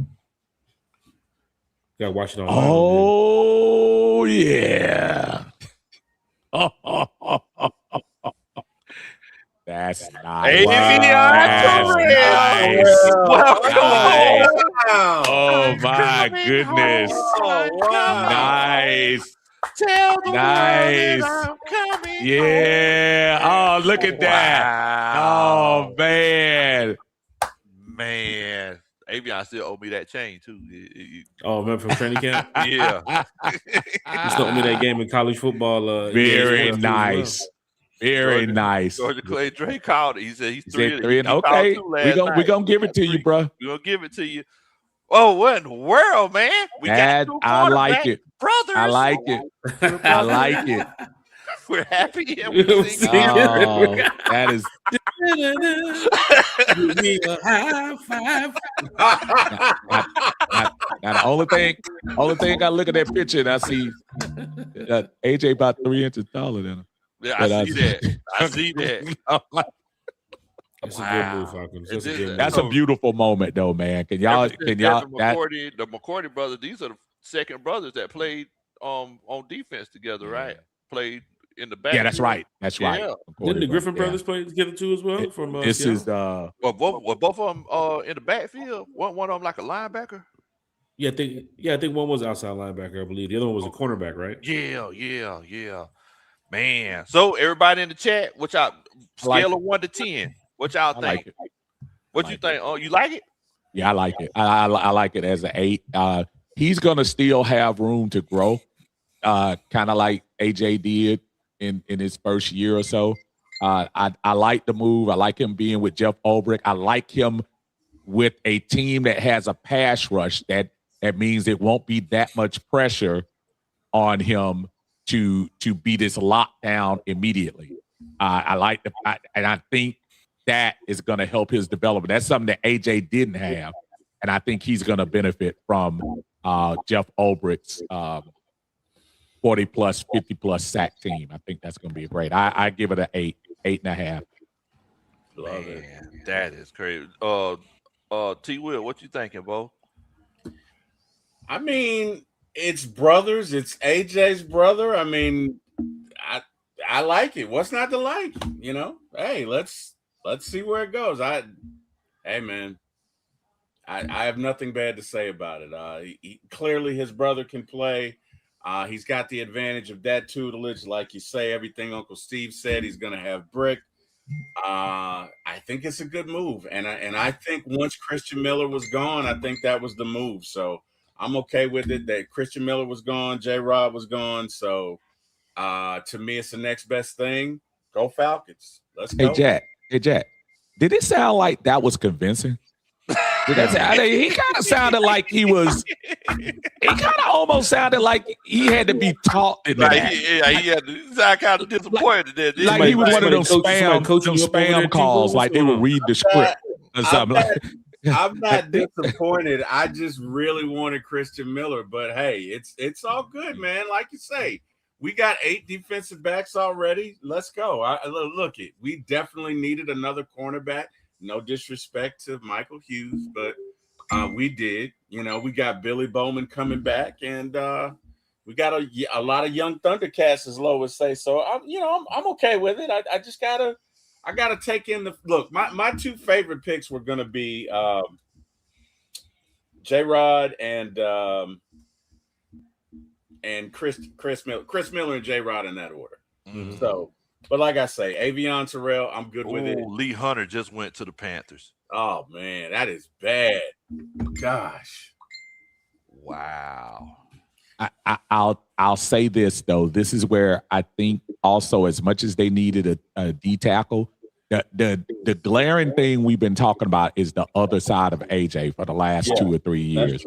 So as much as, yes, you could have used the Lee Hunter at that position, I think this is an absolute fill-in when you start talking about the cornerback position. We tried Mike Hughes, we tried Kobe Bryant, and still going to develop Kobe, hopefully. But remember, Kobe Bryant wasn't drafted by Ian Cunningham or Stefanski. So that's true. Let's I think this is good. You guys think he's a day 1 starter? Yes. Yeah. I do. I mean, look at this cornerback room too. AJ Terrell, Avion's going to be over there now. Mike Hughes is on last year of his contract. Billy Bowman, I'm sure he's going to be out there. He's coming back from injury. Clark Phillips, don't know if he's going to be here long term. Darnell Holmes is a 1-year deal too as well. Natron Brooks, they re-signed him for a year. Mike Ford, I mean, he's more like a special teams guy. So, Avion actually fits in pretty well with this cornerback room. CJ Henderson, who actually played pretty well toward the end of the season. Kobe Bryant's over there too as well, coming from the practice squad. And think about this, Jack. It's like, even though he ain't play at Georgia, he's a Georgia boy. Right. Westlake. He look. You don't get no more Georgia than that. I think Did the he go to Falcons are Westlake? keeping that. Yes, sir. Yeah, he went to Westlake. Yeah, followed his brother.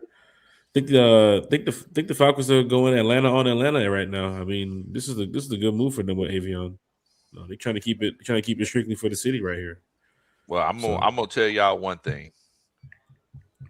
With this move, and this might be unpopular. First of all, I do want to let it be known. I did say I had an epiphany, like Chrisette Michelle said. I think I'm just the whole time we were talking about defensive tackle.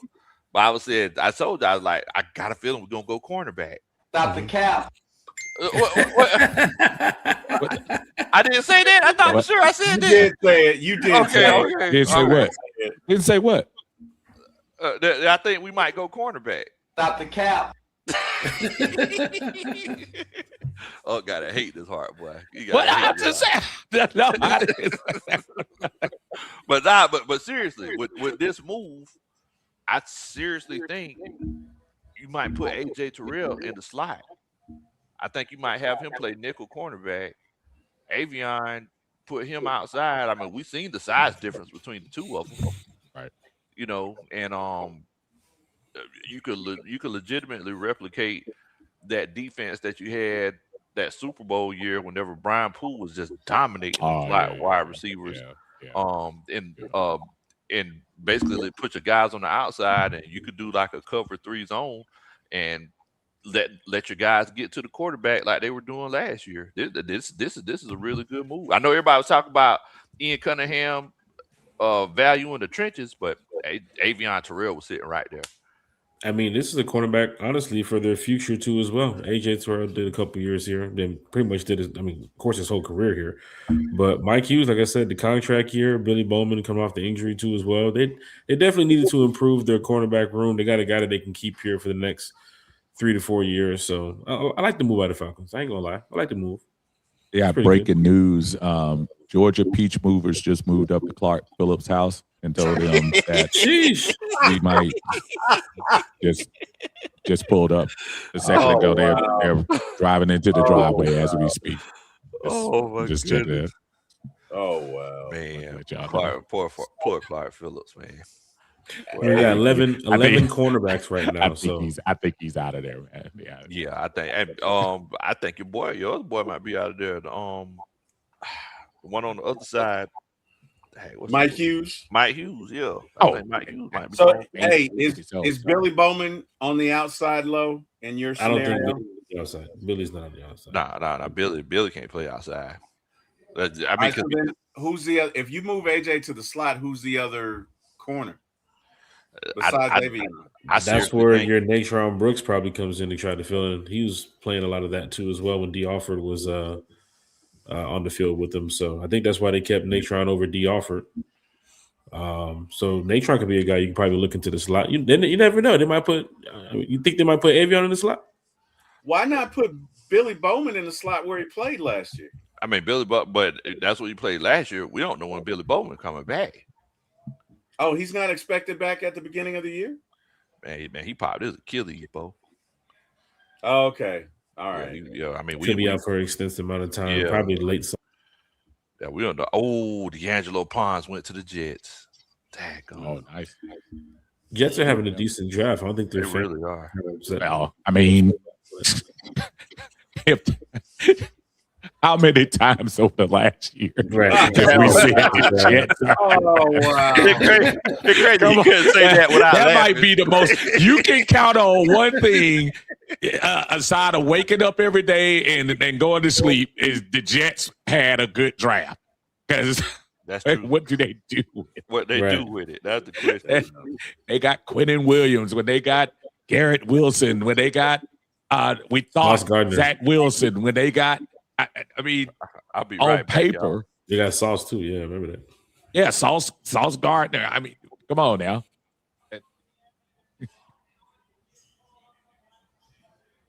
Kevin O'Connor. Yeah, that's not a shot. Real good move. Sheesh. Nice move. Let's go here with the Vikings now. See what they got. Vikings will probably pick, knowing them, wide receiver. Hopefully it's not Zachariah Branch. I can tell you that. Please don't let it be Zechariah.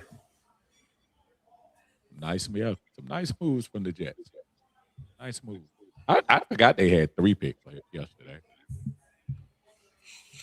But this was similar to a few wins ago. I mean, a few years ago when the Quentin Williams draft, didn't they have 3 people that time too? I mean, even for the Jets right now with Geno Smith at quarterback, I mean, they might be able to make something happen this year for the, they get the wide receiver clicking. Kelvin says he thinks 6 wins from the Jets. I believe it when I see it. 6 wins from the Jets. Let's see what they got to Vegas. I think Vegas predicted us to have 6.5 wins too as well. But I think they were 7.5. 7.5. Yeah, when I went out there about a month ago. Okay. You get some parlays in for February? Oh yeah, we did. we let it ride, brother. We let it ride. We doing it all. That's good, man. T. Will. Yes, sir. You're not a gambling man. We talked about that before on the channel, right? That's correct, sir. That is correct.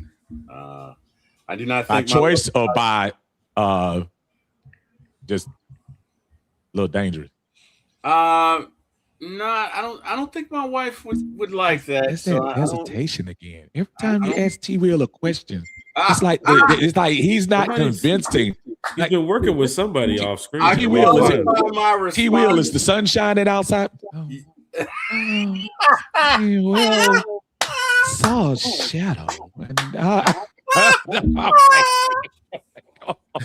Hey man, I qualify my remarks.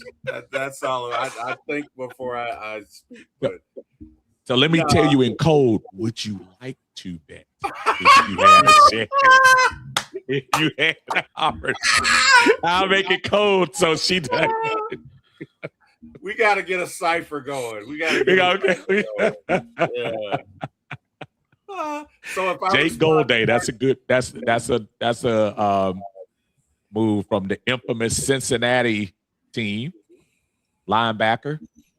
Okay, got a lot of love. Packers are on the clock now, but no, Packers no, I don't know that the wife would like me, taking chances with our money. Plus, I'm not really that's fine. Oh, that's fine. I'm not really good at it. It's a little different over here, Uncle Steve. I got the parlays going right now. I just put another parlay slip in. So see, the thing about we don't encourage gambling here on the channel, but no. 1-800. Stop right. it. but that's why I only go once or twice a year.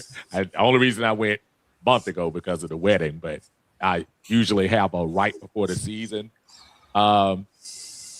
And when I go and then I text, now this is a true story. I'll text Lo and say, "Hey man, what do you think?" And I always come back with no money. To T. Will's point, that's where. Yeah. The thing, so I'm gonna tell you what happened to me, Uncle Steve. I was up, man. This might have been a year and a half ago. I was up $3,000, and I was doing good. And I might have taken out $2,000 to address some concerns or whatever. And I just went on a losing streak, and I lost the $2,000 that I had in it, the $1,000 that was left. And it just left a bitter taste in my mouth. So I'm like, nah, I don't have that kind of discretionary income. I mean, I built that $3,000 from zero. You get what I'm saying? And took out $2,000, and then when you see $1,000 just evaporate, I just didn't want to be those guys where, if I keep going, I can do this, and so I stopped. Plus, I think Prize Picks is rigged anyway. If you want to, a lot of these sporting, I mean, we don't want to put it out there like that, but there's some things going on behind the scenes. Big Low, we got some breaking news here. What we got, Bo? Well, of course, after the draft is going to be, the players coming to the workouts. And, of course, in NFL news, they have the schedule release probably less than a month from this day. But it gets announced the Baltimore Ravens will play the Cowboys. And this is big for fans, across the NFL that want to know these days that they can prepare to travel. The game is going to be Sunday, September 27th. So it's possible that even one day this week we can find out, when that Spain game is. Oh yeah. Because a lot of fans are speculating with Usher and Chris Brown at the stadium that week. That it's probably going to be the week for the Falcons to go play out of town or pretty much out the country in Spain. So I wouldn't be surprised if news drops at the Falcons, whoever their matchup is, probably this week or maybe even next week, early before the schedule drops. Well, Did we go into November with those games last year? I think November 8th was the game. November 8th was the game last year. So it's possible that we could be the same one. And probably I'm guessing versus the Bengals. Seeing how there was somebody who reported or somebody who posted the other day that they gave away the season ticket member discount for people who want 4 games. And the 4 games that they put up there was the Ravens, the Chiefs, and I think 2 more. But the ones that were missing were, of course, the division rivals and the Bengals. So I think the Bengals might be the game that we go play overseas. Well, I'm gonna be honest with y'all, fellas. If that game is the same week as the Usher and Chris Brown concert, oh wow, country, don't do it. Oh, I'm going. Not while we live, country. I'm going to the game. I'm just saying that I'm going without my wife because she she done told me that she's staying to see Usher. So if I do go, I don't know what you got going on that week. I might be tagging along with you. So I'm guessing you're not going to Chris Brown. Usher. Give him grace, brother. I'm guessing you're not going to go see Chris Brown and Usher. So for the record, I did because lucky to be able to have a PSL. I did purchase the tickets. However, I don't plan on going. Wait. But somebody's gonna be paying.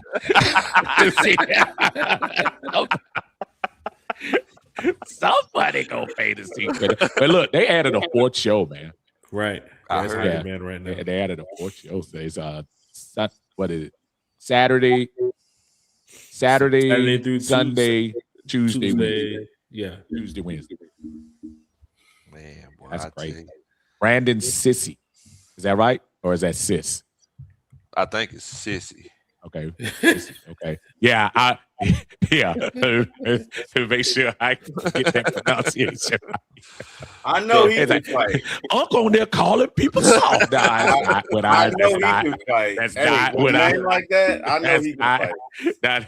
It might be Sis though. I don't hear what they're saying. So either way, I bet he can fight him. Either way, he probably had to do that all his life. Another cornerback, fellas. How many cornerbacks have gone in the second round? Is that 6? Yeah, it's a good bid. How cool is it though for Avion and AJ that you grew up in the city, went to the same high school, went to the same college, now you play on the same team? That must be that's a big moment for both of those guys, man. So shout out to Avion Terrell for this. What number is he gonna wear? I don't know. Doesn't he wear 8? He was 8 in college? Man, I ain't gonna lie, that 28 would look kind of hard.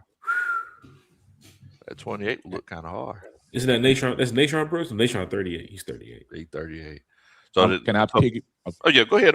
Piggybacking off Jack. I mean, you talk about we all when we were younger, when you played, sports and you played, you dreamed about, oh man, I could be on that, play for the home team and be able to rep the home team, man. Right. All kidding aside, man, that's a wonderful feeling, man. And shout out to their family to be able to see them not go far up in South Carolina and then come right back to Atlanta. And hopefully this is a combination we'll have for years to come. Oh, yeah. I mean, look at the picture they just posted on their page right there. It shows like AJ Terrell probably around, 18 or so. And, of course, his little brother on the picture now to get a chance to play for the Falcons. So, beautiful moment for the Terrell family. It's going to be actually an improvement even for the Falcons cornerback room, too, as well, man, because some of these names on here, I mean, it doesn't really give you the assurance of this season or next season. But at least with AJ, we've seen what he's done. Terrell Island is real. And now he really has, another Terrell Island over there on the other side. And AJ been doing that since his rookie year. So I hope his brother can get in here and shine too as well. Let's not act like we're not going to get the whole Westlake high school coming to games on Sundays now. Sheesh. Representing, you got 2 of them out there. That's cool, man. Might have Cam Newton calling too as well. Didn't Cam go to Westlake? Tough. No.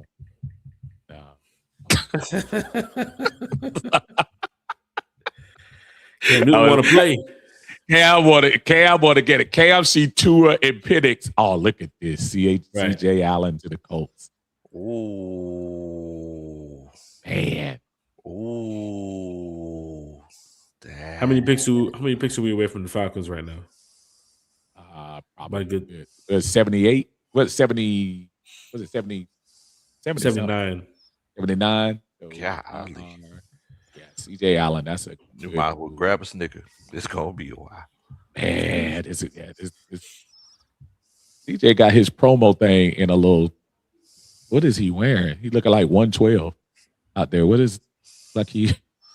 When I told you I love you, that doesn't mean that I don't care. I always like Slim Voice, man. I ain't gonna lie. I like Slim was smooth with it. That song set me out even more than Peaches and Cream. Peaches and Cream was nice, but Cupid was always Cupid was that joint, man. Look, Cupid was that song. Cupid for 112 and Gotta Be for Jagged Edge. Them were the 2 joints.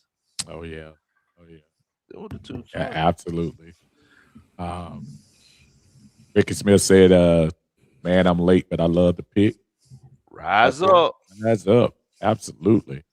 Man, so I seen a whole lot of positive reviews in there for that pick. I mean, again,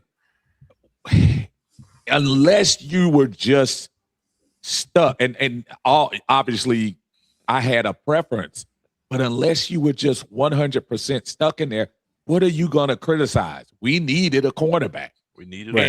He was a higher rated cornerback. He wasn't top 5, but he was up in the echelon.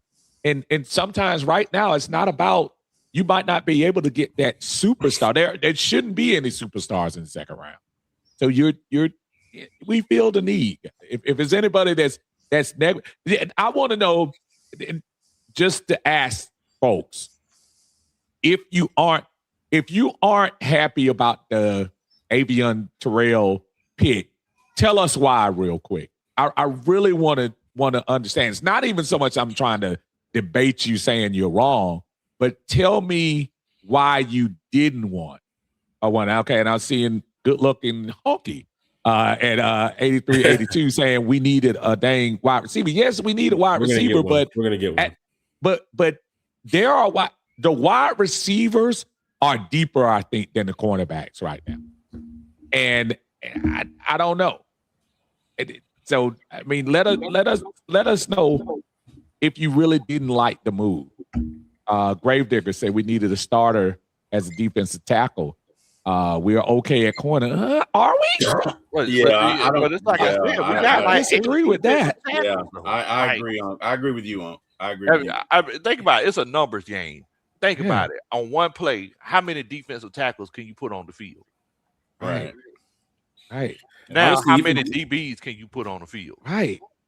I mean, and tell me who we were okay with, just out of curiosity, with AJ right now.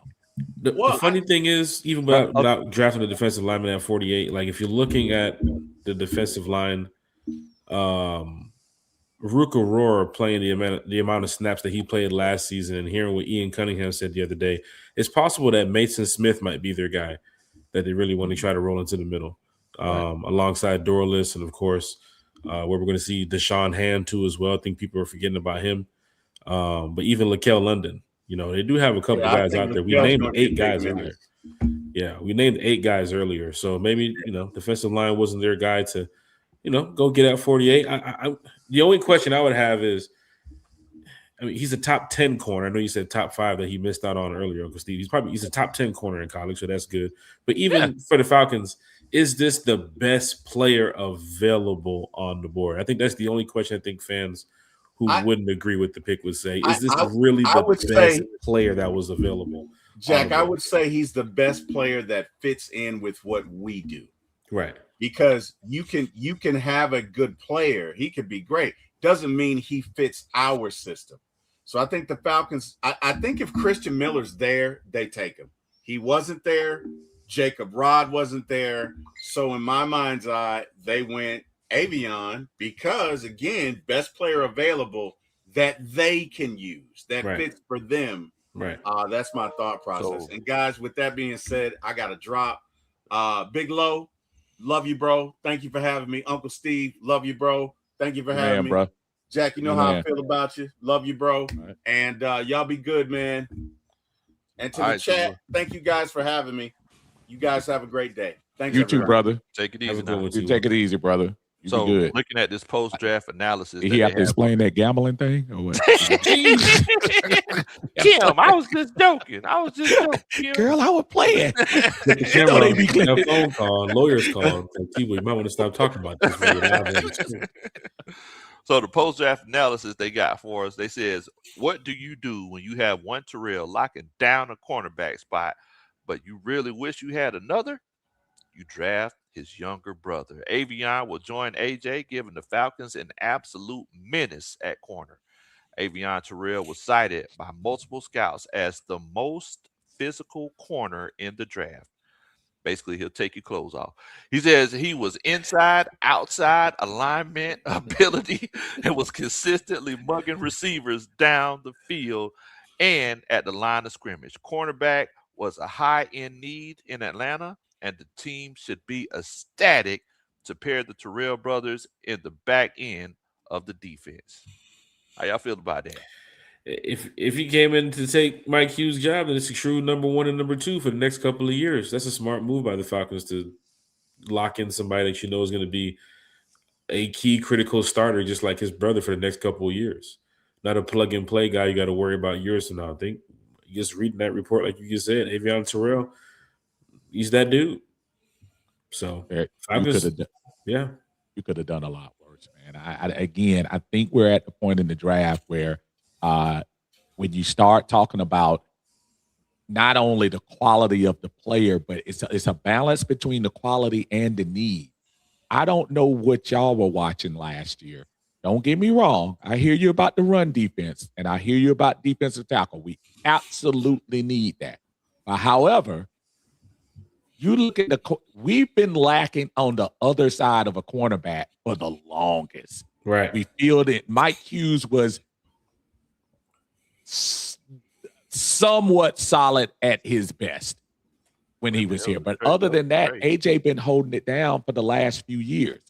And so with the opportunity to improve on that position, and it happens to be his brother. Yeah. So I just think we are at a point right now where you're not going to win either way. And we got Lee Hunter. There are people that would have said, we still need a cornerback. You can look at it many different ways, Lo. You really can. You really can. And while you saying that, apparently the Vikings traded Jonathan Grenard to the Eagles for the 3rd round pick this year and the 3rd round pick next year. Oh, wow. First player moved tonight. Hey, so it wasn't Kyle Pitts. It wasn't Kyle Pitts. I would be shocked if they do anything at 79 with Kyle Pitts to go get another 3rd or a 4th. I'd be disappointed if Kyle Pitts is a part of any trade at this point. Yeah. That's my point. That's what I was saying. Yeah. Kyle got to be out there week 1, man. But the next pick, who do you think the next pick could be? I think we need a wide receiver. I agree with you. I'm thinking offensive lineman, fellas. I'm really thinking offensive lineman. Country trying to go 2-0 tonight. I'm thinking offensive lineman, fellas. Okay. I mean, you think about it. It's like let's keep it a book. You got Penix and you got Tua. I mean, do you really want to put just some rando out there on the right tackle blocking their blind spot? I mean, we don't know what Scott Norton's going to do. I mean, you Storm. you don't, Low, but don't you think still that there's some guys? I hear you, but we're at a third, fourth round grade for possibly offensive linemen. I think there are still some free agents out there that you might be able to fill in those slots. If you start talking about wanting to block for broken Penix, the healing Penix, I should say, and That's tough. often injured, yeah, right, and often injured Tua, you probably going to look for veterans right now to fill those slots rather than a third round offensive line. I mean, yeah, I can see it. I think Jawan Taylor, man, might be the guy that they believe can get it done. And at this point, with a offensive lineman, just my thoughts, country, because you were on point with the cornerback move. You can't get he was on point with the cornerback when you said it earlier. You called it out. Country called it out.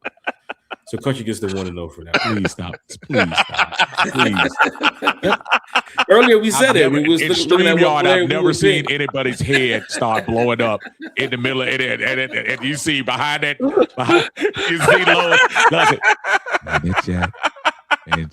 Jack is he actually nicer to me than I You gonna text me earlier, man? Hey, Jack, I appreciate it, man. I'll give you a shout out later. So, even looking at like the cornerback thing, when Country said it earlier, we did go over what player we wanted or what position we was looking at, and Country said, "I don't know, could be corner, could be offensive line," and then went ahead and got Evian Terrell. So now he's calling the offensive lineman. I don't think you need one in the third round, man. Go get you a veteran. Go get you somebody that's proven. Unless you want to develop a guy, for the next couple of years. But I need our third round, our 79th pick, if it's an offensive lineman, is not going to be on the field week one. I need another pick on the field that's week one. So, we're looking at Avion. Avion should be out there, whoever we playing week one, and I believe that the next pick should be as well. So let's go get a wide receiver. Lo, just out of curiosity on the screen that you got, is it a way for you to look at the best available wide receivers left? We sure can, my friend. I think Chris Brazel's still on the board too as well. Zachariah Branch, Chris Brazil, Malachi Fields, Williams, Malachi Fields was nice. Ted Hurst, Skylar, Skylar Bell from UConn too. Who's the kid from Surratt. Oklahoma? Banks. The kid from Oklahoma's out there. Deion Burks, Burks. Yeah. Or we could go and get Trey Lance's brother. That's in a couple of rounds from now. I wouldn't even make that move at 79 if you know it's gonna be Bryce Lance. You could probably pick him up in the fourth. Two wide receivers tonight. Would you be surprised? Probably not. You I think, I don't know whether that was you, Jack, or whether that Low talking about stretching. If we don't have that person to stretch to the field, and I think that's a need that you have to have. You got to have that Taylor Gabriel. You got to have that person that can go out there and get it. At that time, Calvin Ridley fit the bill for us when Julio was here for the year he was here. So you got to have that person that can go down there and get it. That was supposed to be what's our buddy's name who get hurt every time he get hit. Talking about Washington. Yeah. Casey. And Casey Washington. I was trying to think of him. I think that was the role he was supposed to play. And unfortunately, again, maybe everybody's not meant to get out there on the pro field. And I think he's one of those guys. The mere fact that we had, 3 practice squad people was playing over him at the end, and he was a healthy scratch. You're talking about a guy that was drafted by the Atlanta Falcons that in his first season had played 8 games, had 1 reception for 14 yards. In his second year, he played 7 games, had 6 receptions for 14 yards. For 94 yards. So I'm not putting too much faith in Casey. Let's go get a wide receiver. Even if you're looking at Dylan Drummond or Tompkins too as well, they all have less than 200-300 yards, probably less than 10 catches on the season. We need a guy that can go out there and move the chains. And I think, looking at this wide receiver core that's still available, you got to help Tua or you got to help Penix. Let's put some more weapons on the field. Let's put some guys that can help, like I said, get first downs. Got Bijan. He's going to be eating up a lot of the snap count this year too, as well, with playing in the backfield. And you got Drake London. You're going to try to get the ball to a lot. Kyle Pitts is going to be out there.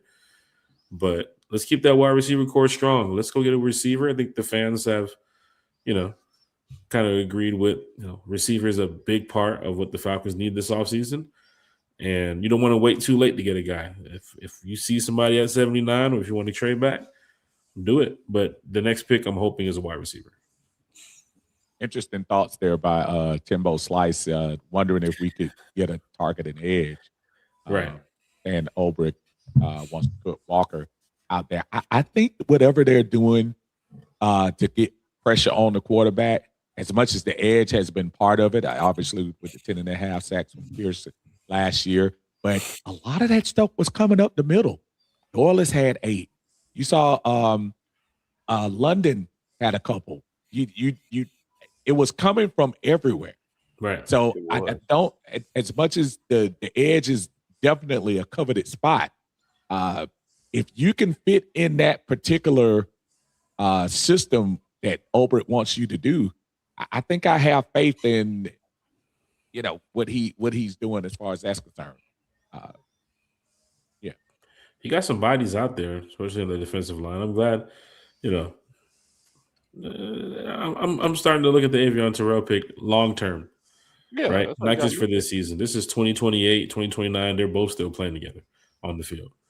So the way that AJ plays, AJ has the potential to eventually pull a Charles Woodson and play safety one day. So because I've never seen AJ throw his body around on some hits where he looked like, hey, you shouldn't be doing all some of that. Exactly. And that's what I'm saying. It's like AJ is probably the best tackling cornerback that we had since Dante Robinson. He's not scared to take a hit. I can tell you that. He's not scared to lay a hit too as well. Yes. But the difference between him and Dante Robinson is that he gets up and walks away from it afterwards. Sheesh.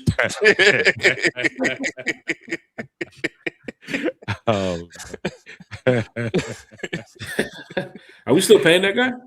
No. Okay. I remember Thomas Dimitrov made some moves that's still carrying over to a couple of years from now. So thought he was getting that Barry Bonds money for a minute. Bobby Bonilla. Bobby Bonilla. Oh yeah, Bobby Bonilla day. Every year. And that money keep going up too. Right. Yeah, that stuff is accruing, as they say. Using the big word. That's a big word for Atlanta. Hey man. Hey. Yeah, leave me alone. Leave me alone. Hey, I Kieran must have taught you that one. Hey, I learned. All good. Man. Was there any updates before the Falcons selected Avion this week in the draft scouting process or the combine that they had some sit downs with AJ, or they brought him in for any interviews or anything or any workouts? Like, do we hear anything leading up to this today? Sit down with AJ or sit down with Avion? I mean, Avion. Like, I didn't really hear anything, and everybody watching. Did y'all hear about Avion sitting down with the Falcons or anything like that? I can't remember if I saw any reports that was like the Falcons are bringing in Avion for, X, Y, and Z. But then again, they could have just talked to AJ too as well. Like, what do you think about this pick of bringing your brother, pairing you guys alongside? I mean, you see them guys working out every day. You know what I'm saying? So, it's probably a move that went to AJ, and AJ told him straight up about what Avion's about, and how he can help build with this defense. So, I don't know if you watched him, man. I watched him at Clemson, man. He was legit. I'm watching, and I think Clemson was a bad team too. Like, there wasn't. Oh, absolutely. Right. You're absolutely right. I think. Don't get me wrong. It was one game he played, and I'm trying to remember who that was that lit them up. And he did have a bad game, but listen. AJ had a bad game against LSU in the championship. So I mean, you can't judge your whole, your whole quality of play by one game. You're gonna have some good ones and some bad ones. But at the same time, I think Avion has some good some good games. You know what? If you really take a look. You know what? You know who said that same thing, Uncle Steve? Who's that? Raheem Morris. He said the same thing about Young Waku. It's like, yeah, you know, everybody has a bad game every now and then. You know, we're not trying to quote Raheem in here. So let me change that. Let me change that wording up a little bit and get that right. No, that is definitely not. Okay, that's a real Pryor. I'm trying to see who that is.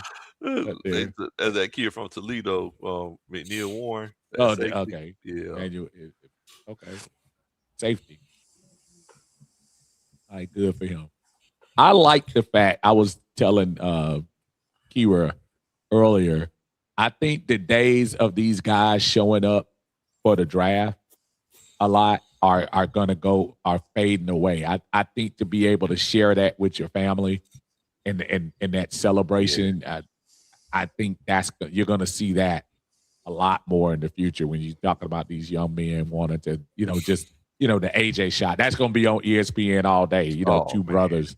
That's I mean, press and popularity doesn't win us games, but at the same time, it'll be a feel good story. Rather than last year when we were talking about prank calls. Oh my goodness! Well, I will tell you one thing. And y'all know it just like I do. The Atlanta Falcons, if they're going to do anything, they love positive press. Yes, I feel like that was. Yes. I feel like that also has something to do with this pick. If we're completely transparent. I mean, you're gonna have every news coverage tonight talking about it, from Fox 5 all the way down to a station in South Carolina, probably all the way down to NFL headquarters, and of course, probably on NFL Network. That Falcons are playing with two brothers, and that is honestly, it could help you sell tickets because now that Terrell family, of course, Lil Bro's playing over there, bringing his class of the group that he went to school with at Clemson, the fans, and that type of, situation where they come to the Mercedes-Benz and, of course, they become season ticket holders or PSL holders. A lot of times when you draft a player, they do bring a fan base with them. I think Jalen Walker brought a fan base with them from Georgia, James Pierce Jr. from Tennessee. I remember when Bijan was drafted, we kept seeing a bunch of Texas shirts at camp, so it's possible, you can have a lot more people in attendance because there's two brothers on the same team. It's a good look for family. It's a good look for the Falcons. And it gives, same thing for my boys. I mean, I got a 14-year-old and 12-year-old right now. I'd love for them to one day be playing in the NBA or NFL together. That's why those LeBron James moments, man, those are amazing to see. And if the other brother can come out of college soon and play in the NBA, LeBron gonna have both of his sons he's playing with. I can only imagine what AJ Terrell and Avion's going through right now. All right, let's not. He's such a hater, man. He is such a hater, boy. You got stretch it, man. Y'all don't realize. I literally argue with my son at least 15 minutes to 20 minutes a day, talking about how Prince is not as great of a basketball player as everybody thinks he is. Yes. Y'all call him King James. I call him Prince. I thought you were talking about. So he is. I thought you were talking about Prince. I thought you were talking about Prince. That's my nickname. That's my nickname for him. And I think, and as good as he is, that this generation just.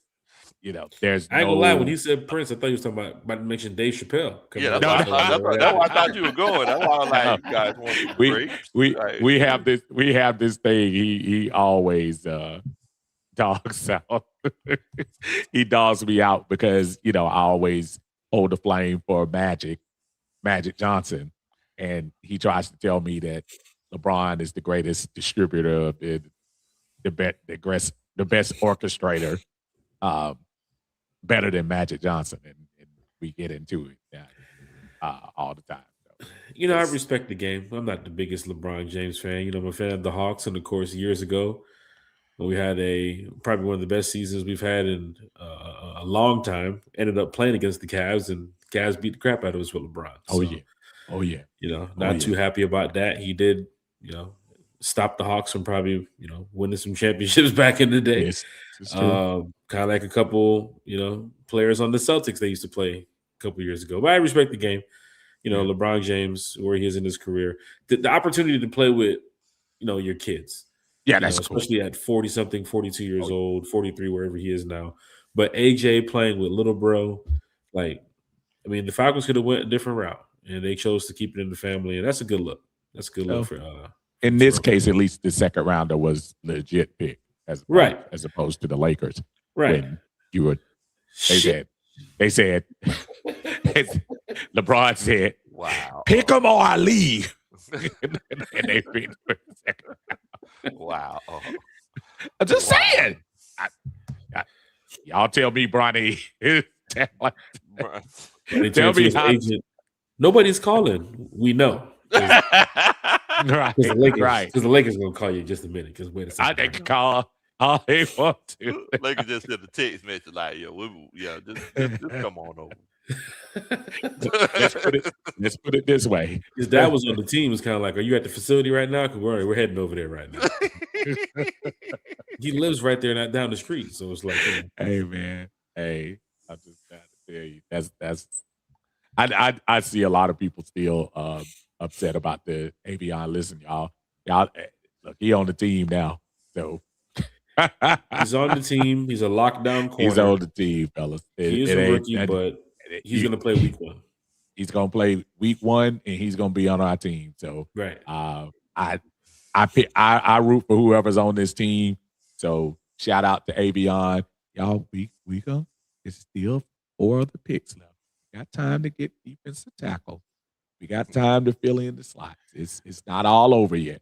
Great nigga said, yeah, we need the corner, but we need a defensive tackle. Bro, like, how many defensive tackles y'all think playing? Here's the funny thing. Now, I wouldn't even be surprised if the Falcons don't go tackle. They got 8 in the room right now. And that's what I was saying earlier. Like, right. Like, how many tackles do y'all think can play at one time? Didn't Stefanski mention the other day that this draft wasn't, built off defensive tackles? There was more like wide receivers and other skill positions. I mean, guys, I guarantee you this: had we picked a defensive tackle, the same remarks would be happening about a cornerback. This is not. You're not gonna win. That's what Michael Jackson said in the Wiz. Yeah. Actually, didn't he say you can't? Yeah, you can't win. You can't win. Exactly, like you can't win. So, yeah, we can argue till the sun comes home, folks. And the problem is when you make these picks, unless you're a horrible team like the Jets, where you get all these picks. Titans, Jack. Who's that? Anthony Hill. Oh, Anthony Hill. Went to the Titans? Yep. All right. So you're not gonna lose. I mean, you can't win. That's what he said. You can't win. So the 79th pick is coming up, and we might have something to talk about here because the Falcons were paying attention when they went down to University of Georgia Pro Day. I think we all saw the video of them speaking with Zachariah Branch. If you want a receiver right now and you make it to 79, it could be Zachariah Branch. That might be why the Falcons sent everybody down there to UGA to go check him out. Because, I'm surprised that, we didn't hear no news of the Avion Terrell. Even interviews or workouts. I mean, they probably did their homework, behind the scenes, but I had no knowledge that they was going to draft Avion Terrell. So right here with Georgia and, the Falcons going down there to watch, their workout, Zachariah Branch could be that next pick. And that's I like a team that shows no sign of who you're gonna get. That means that if y'all think for 1 minute that they haven't been doing their homework, you might be a little bit more naive than you look. These guys have done everything. They have scouts that go out and watch these guys. They probably have somebody dedicated to watching the tape of these guys over and over and over and over and over. So I don't know. Again, it's the majority. It's the minority that's upset about it, but it's kind of weird. I don't know. Y'all interested. Y'all interested to me. So it seems like from the fan base, what they want right now would be a defensive tackle and a wide receiver. If you want to make the fan base happy, because if you go over just all your 5 picks, I mean, I think fans had called out wide receiver, defensive tackle, corner would be an option, but corner, linebacker, and offensive lineman. So right now with them selecting a corner, they can still get a defensive tackle. They can still get a wide receiver and continue on with their draft. But, you know. Like Meat said, they went to Clemson too now. Yeah. I mean, because we got to think about it. Just because they went somewhere and sent everybody there, like the guy that, I mean, look, we seen Christian Miller come off the board, 2 picks before us? Like, so Lee Hunter go right after. Lee Hunter went right after. Like, so just because like they sent everybody, that doesn't mean that everything failed exactly the way that they wanted it to fall. Right. So I mean, look, they could have. I'm sorry. Go ahead. No, we were talking about also when you were talking about the defensive tackles. We were in there. I was thinking the same thing Gravediggers just said about needing a real nose tackle. I think you and I were talking about big uglies a couple of weeks ago. We were talking about the big boys in the middle to kind of clog up that run game. And you're absolutely right. So if you look at some of the sizes that you're talking about in the look at the size. You haven't seen any 340s, 330s in some of these guys. I've been seeing 310, 315. And the way some of these 6'4" frames are right now, I mean, yeah, they big, but you know, you need some sloppy to fill some of that stuff up. I think you do. You need some big sloppies to fill up the middle. And that's where I say you probably have a lot more left in this draft than you think. Low, if you looked at the defensive tackles left on the box. We sure can, my friend. Let's see. All right. So we got Xavier Harris. That's a kid from Ole Miss. Yep. He was wrecking up some shit on Georgia. I remember that game. Got Dominique Orange. Dominique Orange would be a good pick if you can trade back. He was talking about him last night. Grayson Halton. Darnell Jackson from Darrell Jackson. Darrell Jackson. Yeah. So I mean, you got a few folks there. Where's Caleb Banks? Where's he at? Caleb Banks got drafted last night. Yeah, he got drafted in the first round. Yeah, he was out of there. So again, another man's trash is one man's treasure. So you know, I think you're going to be able to find some of these guys. And again, if you don't find them, there are plenty of nose tackles out there. There are plenty of defensive linemen still out there on free agent. Yeah. There's a lot of them out there. Everything has the misconception that the defensive tackles have dried up is not real. I mean, if you believe that, you could believe people going to girls' party out of the pool with a head coach. What? Just saying. Well, I definitely agree with what y'all saying though. I mean, y'all can see that there's still a lot of great talent out here. I know everybody's saying that they want a big guy, a guy that can eat up some space. And Dominique Orange, 6'2", 322. I think main reason people want him just because his name. People just want to see. They want to say Orange whenever he make a play.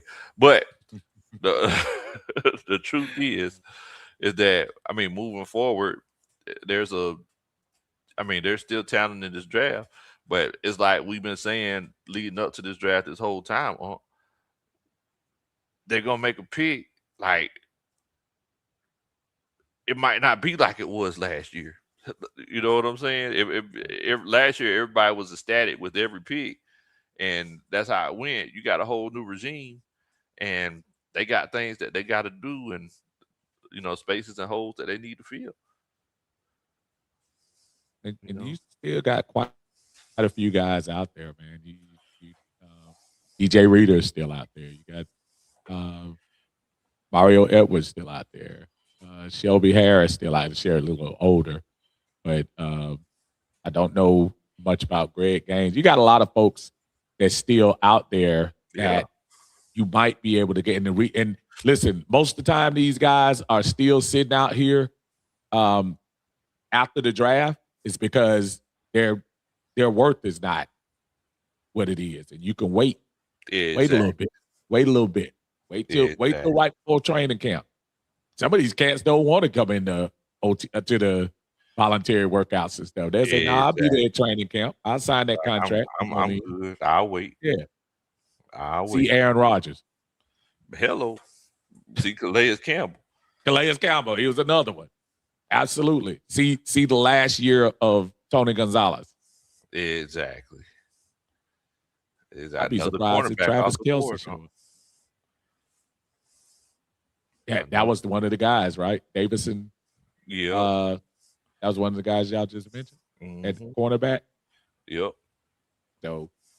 So again, it deep, just kind of depends, man. Depends on what you're looking for at cornerback. That's a lot of cornerback. That's a lot of corners, bro. That's a lot of second round. Because there were only 2 of them last night, right? Was it 2 or 3? I think 2. I think 2 quarterbacks went off the board last night. I'm just trying to see right now. And we're almost at the end of the 3rd round. Almost at the second round. Second round. I apologize. Yeah, almost at the end of the second round. What pick do we have in the 3rd? Is it 16 again? Or? I think it's the same thing. I think it's right at what do we have? 48? So 48 plus 31. So yeah, right around the same thing. Oh, okay. Right at the same. Round 2. I mean, everybody, but look, I know everybody was talking about how they wanted to get a defensive tackle, and I was saying, I was like, look, I don't know if that's a thing. I think we kind of everybody got caught up in Ian Cunningham saying, yeah, we want to build the trenches. Everybody got caught up in that, and it's like, look, man, that cornerback room, it kind of needed some help. So, we that's something that we kind of got to keep in mind. Yeah, 5 cornerbacks in the 2nd round. It was 5. 5 cornerbacks. Heck no. So that's a nice little run, man. We all right, y'all. We all right. About like the offensive tackles last night, they just kept going on. I know you was at the game, but there was one point in time it was like 4 or 5 of them went back to back to back to back. Oh, really? Yeah, man. I was so mad. I missed yesterday. That's the first round draft I hadn't had a chance to take part in, but I'm gonna tell you that atmosphere yesterday was well worth it. Oh man, dealing with them Hawks down there. Boy, that was. If anybody was down there at that Hawks game yesterday, you can let Lo know, man. That atmosphere was right, especially at the end. It was. Now, was there like a feeling of did everybody get quiet thinking that we had gave it away? Nobody got quiet because even when they started, kind of losing the lead near the end, the New York fans were starting to get so noisy that the Hawks drowned them out. But at the end, when CJ goes in and hits that last, that's Sean Merriman right there. Sure is. Oh, Sean Merriman. For the Chargers. Yeah. Old Sean Merriman. I had a chance to meet him one time a few years back, and him and his dad. Oh, okay. Yeah, was he nice? His dad actually went to our church for a quick second. Cool. He came Came a few times. Nice dude. But yeah, Sean came through there. Jake Slaughter went to the Chargers. Jake Slaughter, absolutely. But no, that atmosphere, that's why I was trying to tell people, man, that if we can get that excitement and atmosphere that I always hear Jack talking about when we start talking about getting kind of greased up for the season as fans, the Hawks are setting the standard. I'm looking at the Braves too. Braves are up on Philly at the moment. Just right now, there are good things happening in this city, and for all the people that always talk about how horrible of an atmosphere this city, we just need to win. Mm-hmm. And we've been so void of winning with the Falcons that there is this not staleness, this frustration that comes in here. Y'all were at the Buffalo game. Did that sound like a crowd last year? There wasn't a Rams game too. The Rams, absolutely. Those sound like people who had felt like the Dome 2020 season. Even I'll go back to the game we lost against Kansas City 2 years ago. Yeah, that atmosphere in that game was crazy. The tickets were going for a crazy price, and of course, the Steelers, I believe, was the week before, so they loaded up on some good games too. Man, that was some good games. But to match, we need to bring that. And I think we got the right. I think we have the right folks here. I think playtime is over. I think whatever Raheem was selling, it wasn't bought. I think this cat right here is just. I think he's ready to take us next level. I think it starts with Avion, and I'm sure he's going to do some other good stuff today. And fans, I think we're gonna be here for a treat. I know we got the quarterback position to worry about, but I think we're gonna be fine. As long as number 7 stay upright, I think we're gonna be all right. Look, so I see. It's looking like the pick, as far as like not getting the defensive tackle, it's been taken poorly. Now I know everybody's been talking about it. I know John Harris is somewhere. Boy, I know John Harris is somewhere cussing somebody out. So you don't like it, John. Yeah, you don't like it. He ain't gonna like it. But not at all. Look, everybody's talking about they want to get the 340, 330-pound guy. Like, y'all got to understand, if we're going to be playing the even front, if we're going to be having 4 defensive linemen playing up front more often than not, it's like you normally don't have those guys that big playing. You have guys, the Brandon Dorless size. You have guys the size of, I mean, even Mason Smith is, to be honest with you, is too big. You want guys like right around 300 pounds, because sometimes you can have a guy that's too big. He can clog everything up for your linebackers to get in the hole and make plays themselves. So I mean, Lakel London's weighing in at standing in at 6'3", 297. That's perfect. That's exactly what you want, in my opinion. Now going to a 4-3, I don't think it's a good idea, because we got most of our sacks last year off of blitzing. So I don't think it's a good idea myself. But look, they get paid to coach football. I don't, But 296, that's exactly the size that you want, Jack. Then it's also another situation where it's like you got a guy like, to be completely honest with you,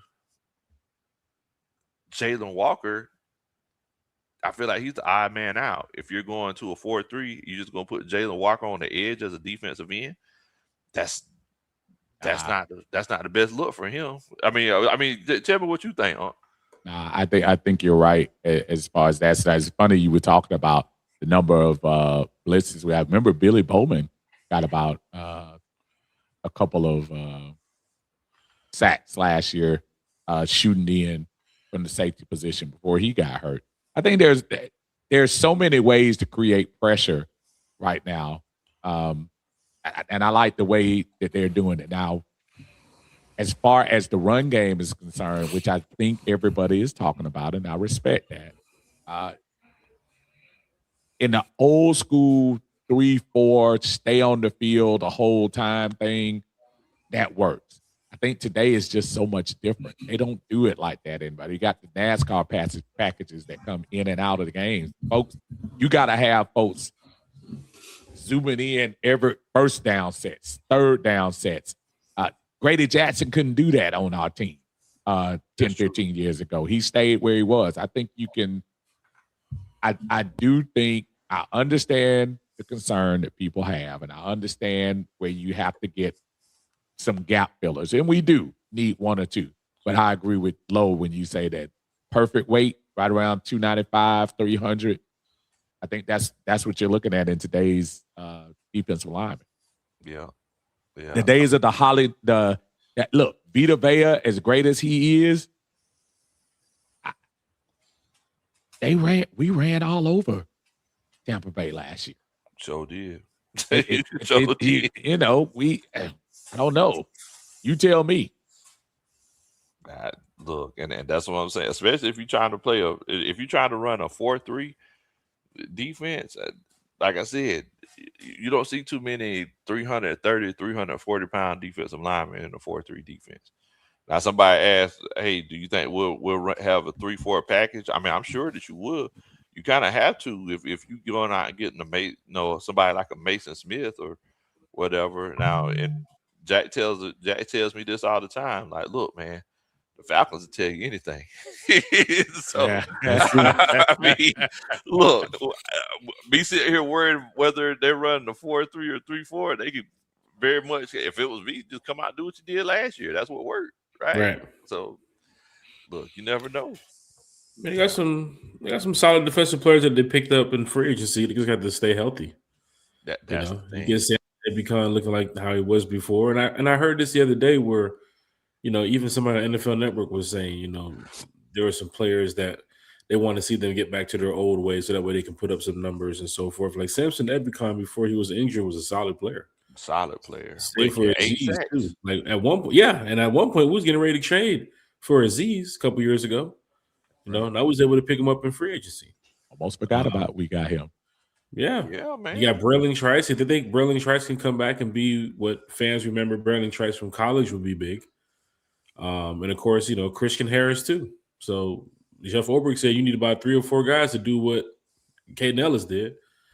I mean, they brought in some guys this year. So, and let's also remember, as much as we keep talking about these, some of the holes we had in the run game and things, this is a very young line and a very young defense compared to what we had the last couple of years when we were just one-year players back when Arthur Smith got here.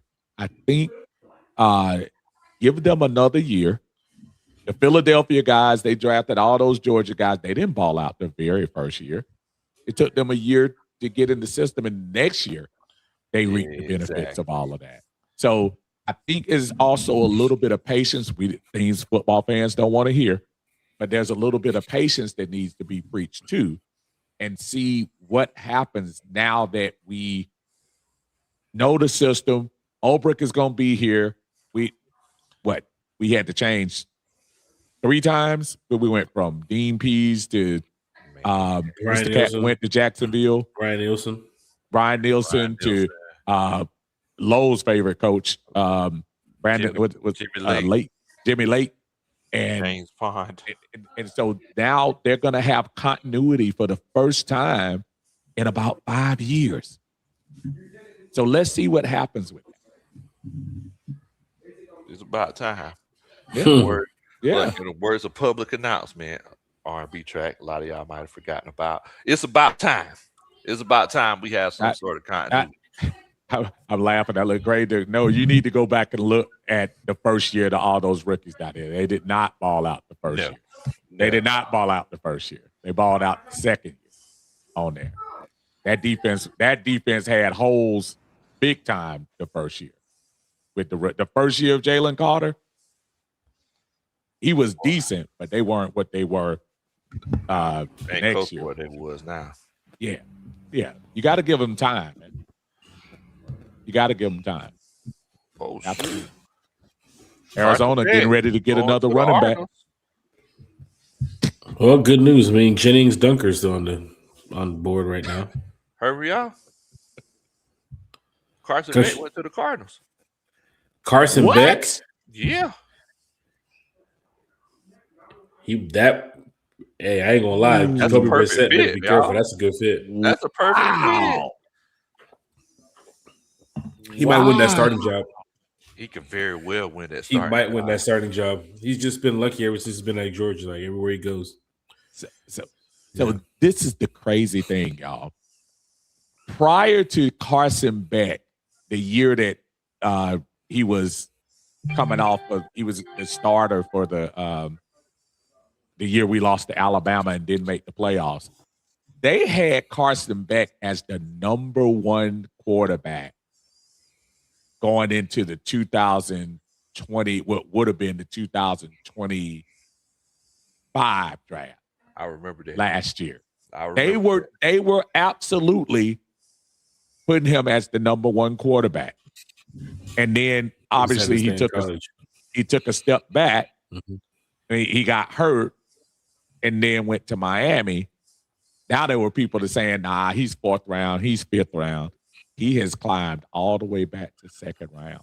You know what's the funny thing about it too? He went at the top of the third. I'm sorry. Was that top of the third? I'm sorry. Yes, sir. Yeah. My bad. I thought it was second. Are you good? Still, I don't think anybody thought he was going to go this high. Right. No. Man, Carson Beck. That's crazy how it happened because he won a national championship at Georgia, then went down there to the University of Miami because he was following his girlfriend who was down there at the time, who played basketball for the Miami Hurricanes. And I guess they must have had a situation where they ended up, breaking up before the season started. Breaking up before the season started, and he ends up in the national championship game a couple months later. Now he's ended up in Arizona with a chance to possibly be the starter. So I do think he wins that job though. Like Jacoby Brissett wanting a pay raise or some type of extension or something that was reported. So I do think Carson Beck can go in there easily through camp, just win that job. Bunch of young guys on the team. Got Marvin Harrison over there too as well. I can't remember the other guys, the wide receiver on the other side. I can't remember his name. Yeah, Tyler Algier and Jeremiah Love. That's not a Jacoby Brissett type of offense. That's meant for Carson Beck. Lord have mercy. You talk about offense meant for Carson Beck. Somebody tell Seal to stop breaking up happy homes. He said, "My homie sister made me a plate and called me baby." And he looking at me sideways. He said, "I just came over to watch the draft." Daggone. He said, "She fine though." All right now. Jeez. You gonna have brother and sister going at each other, man. Oh man, don't do it, Silk, man. He's talking about with his homeboy over there looking like his homeboy looking with his sideways at me, man. Silk, you might want to get out of there and go watch the rest of the draft at the house. Exactly. Don't do it, Silk. You too smooth for that, Silk. Exactly. Don't do it, Come on, don't do it like that. Then he gets in the chat and types it out. There you go, guys. Want to hear what's going on in my life? Don't do it, man. Don't do it. You don't want hood anchor Ye over there in the morning. We're outside Roundtree Apartments. Like somebody's got into a fight. Somebody's got into a big fight. Hood anchor Ye show up quick to your house. Exactly. How you get out here? Good. That's great. Hood anchor Ye. So we at the third pick in the third round now, y'all. We almost there. Zachariah Branch on the board. Zachariah Branch still on the board, Jack. Jermaine McCoy is still on the board. ESPN showing him as the number one receiver. Still left on the board. Jermaine McCoy's injuries must be terrible. So it said he missed all of last season, but he was initially projected to go top 15, if I'm not mistaken, right? Yeah. I knew it was first round. I don't know if it was top 15, but I see he's slipping. He's slipping. He's slipping. Zachariah He's Branch. falling. He can't get up. It's looking tough right now. Been through a lot of different faces. Like, what team will that when you need him? I know, right? Man, but Zachariah Branch, he up there, Jack. No, Chris Brassel's up there as well. Crazy thing about it for the players that's available, I guess by their rankings for this next couple of rounds, there's only one defensive tackle. Well, two. Dominique Orange and Xavier Harris from Ole Miss. So if the fans want that defensive tackle, it's gonna have to be probably with the next pick. Otherwise than that, Falcons might be straight on defensive tackle. That's what I'm leaning towards, Jack. Right. Xavier Harris from Ole Miss probably going to get selected in the next 10 or 15 picks, and Dominique Orange might get picked in this third round too as well. And then it's going to be down to the last of the last players that you think might make the roster, players that you might think become camp bodies. I hope they don't waste picks. This is a young team still with a lot of the guys they have on defense, and of course the offensive line with Jawan Taylor and Jake Matthews, probably coming to the end of his career soon.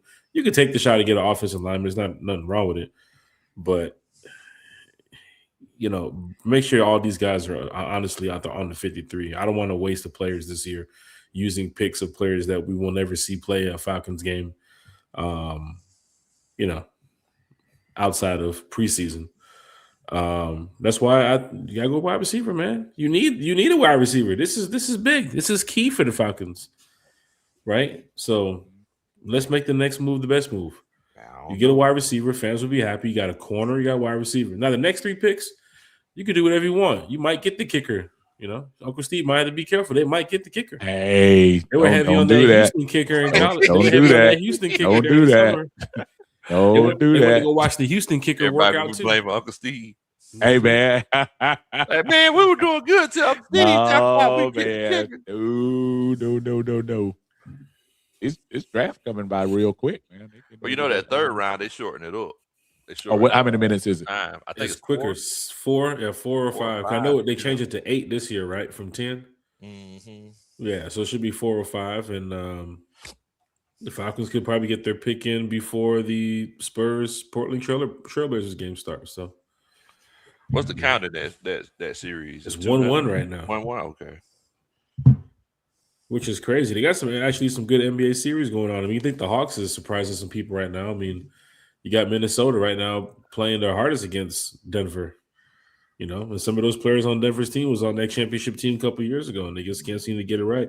Crazy thing about it is, if you're talking about the NBA, the Hawks could possibly be that sleeper team that if the playoffs fall the way the Hawks wanted to fall, they could be in the NBA Finals. Randomly could be in the NBA Finals. And I mean, it's on some OKC type stuff.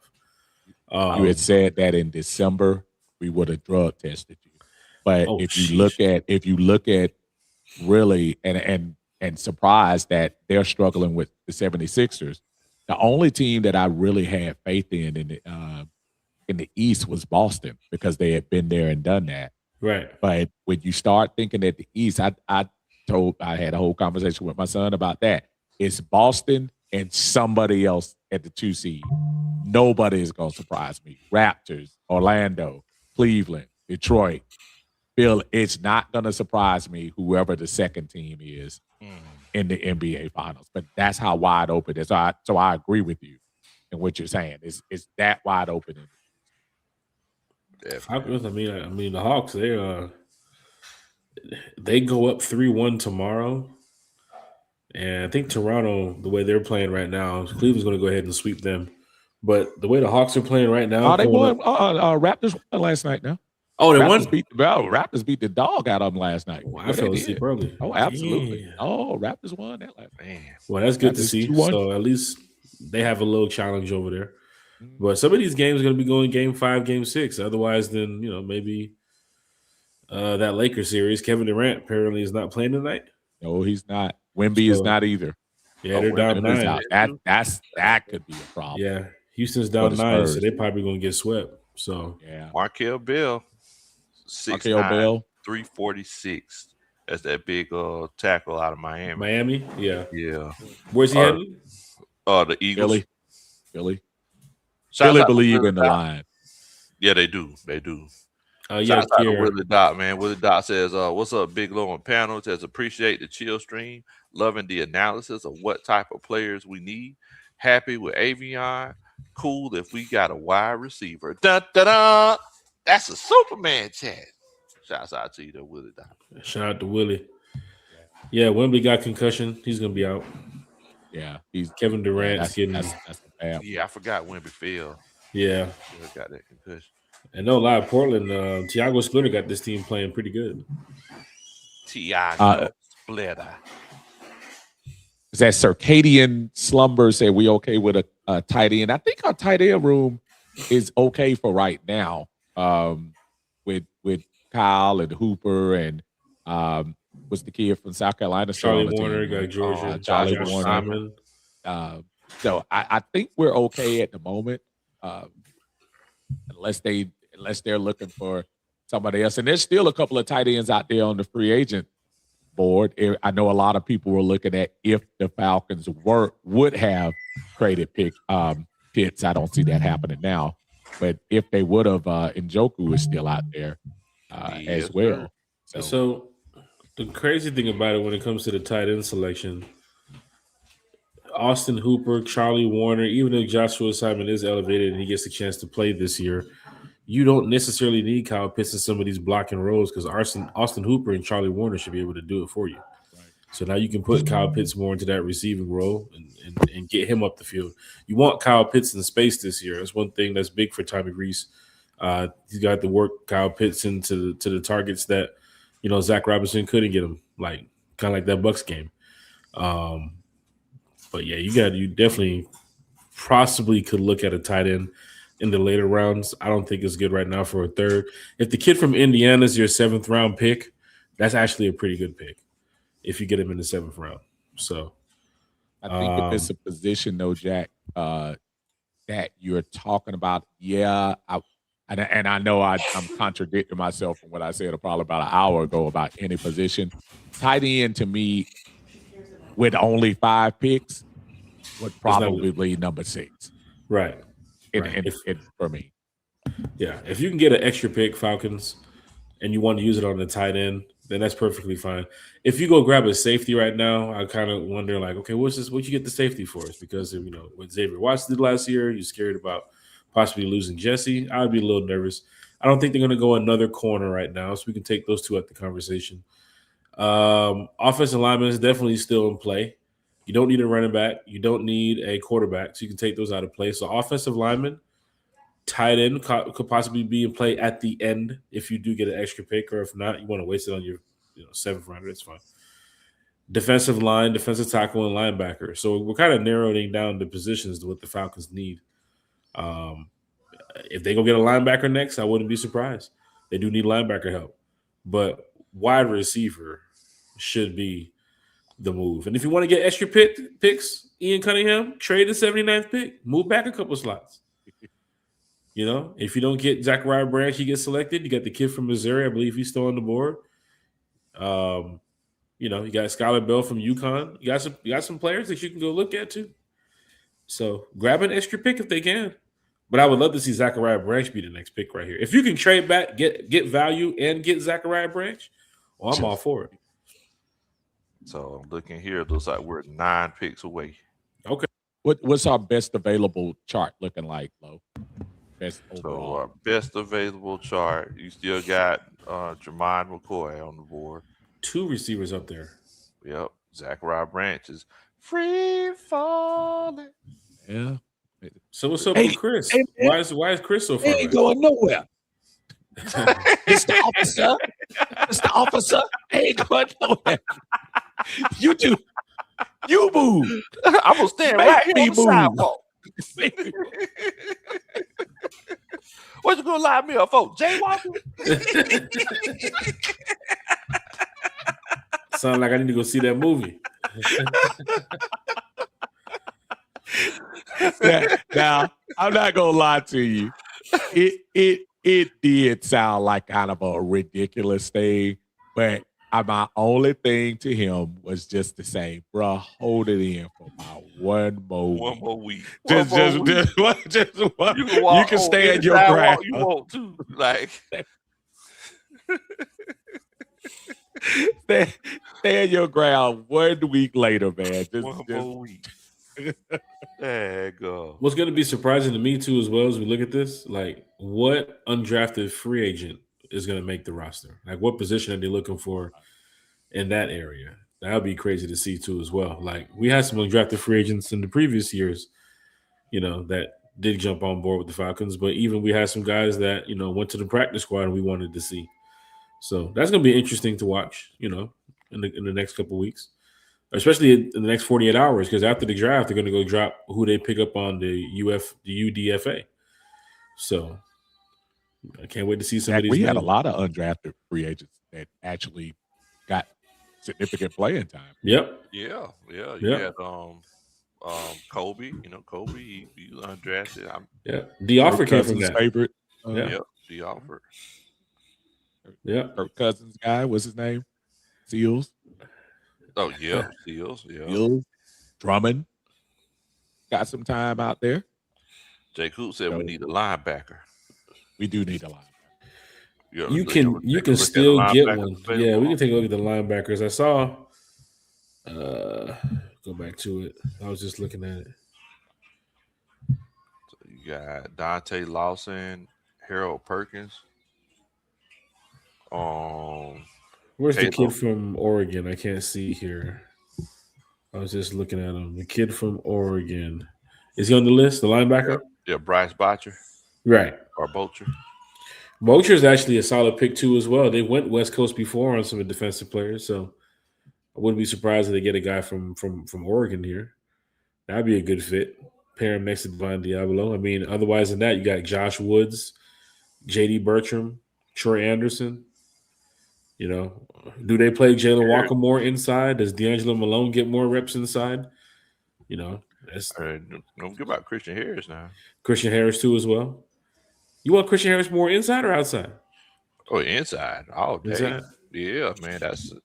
Look. People forget he was actually the starter until old boy came and took his job. But I mean, he was a legit linebacker. Also, what's that? Warded track star in here says, "Why y'all acting like we don't need a kicker?" See, Uncle Steve. Uncle Steve. Look at that. Dun, dun, dun. That's a Superman chat. See, Warded track star. That let me.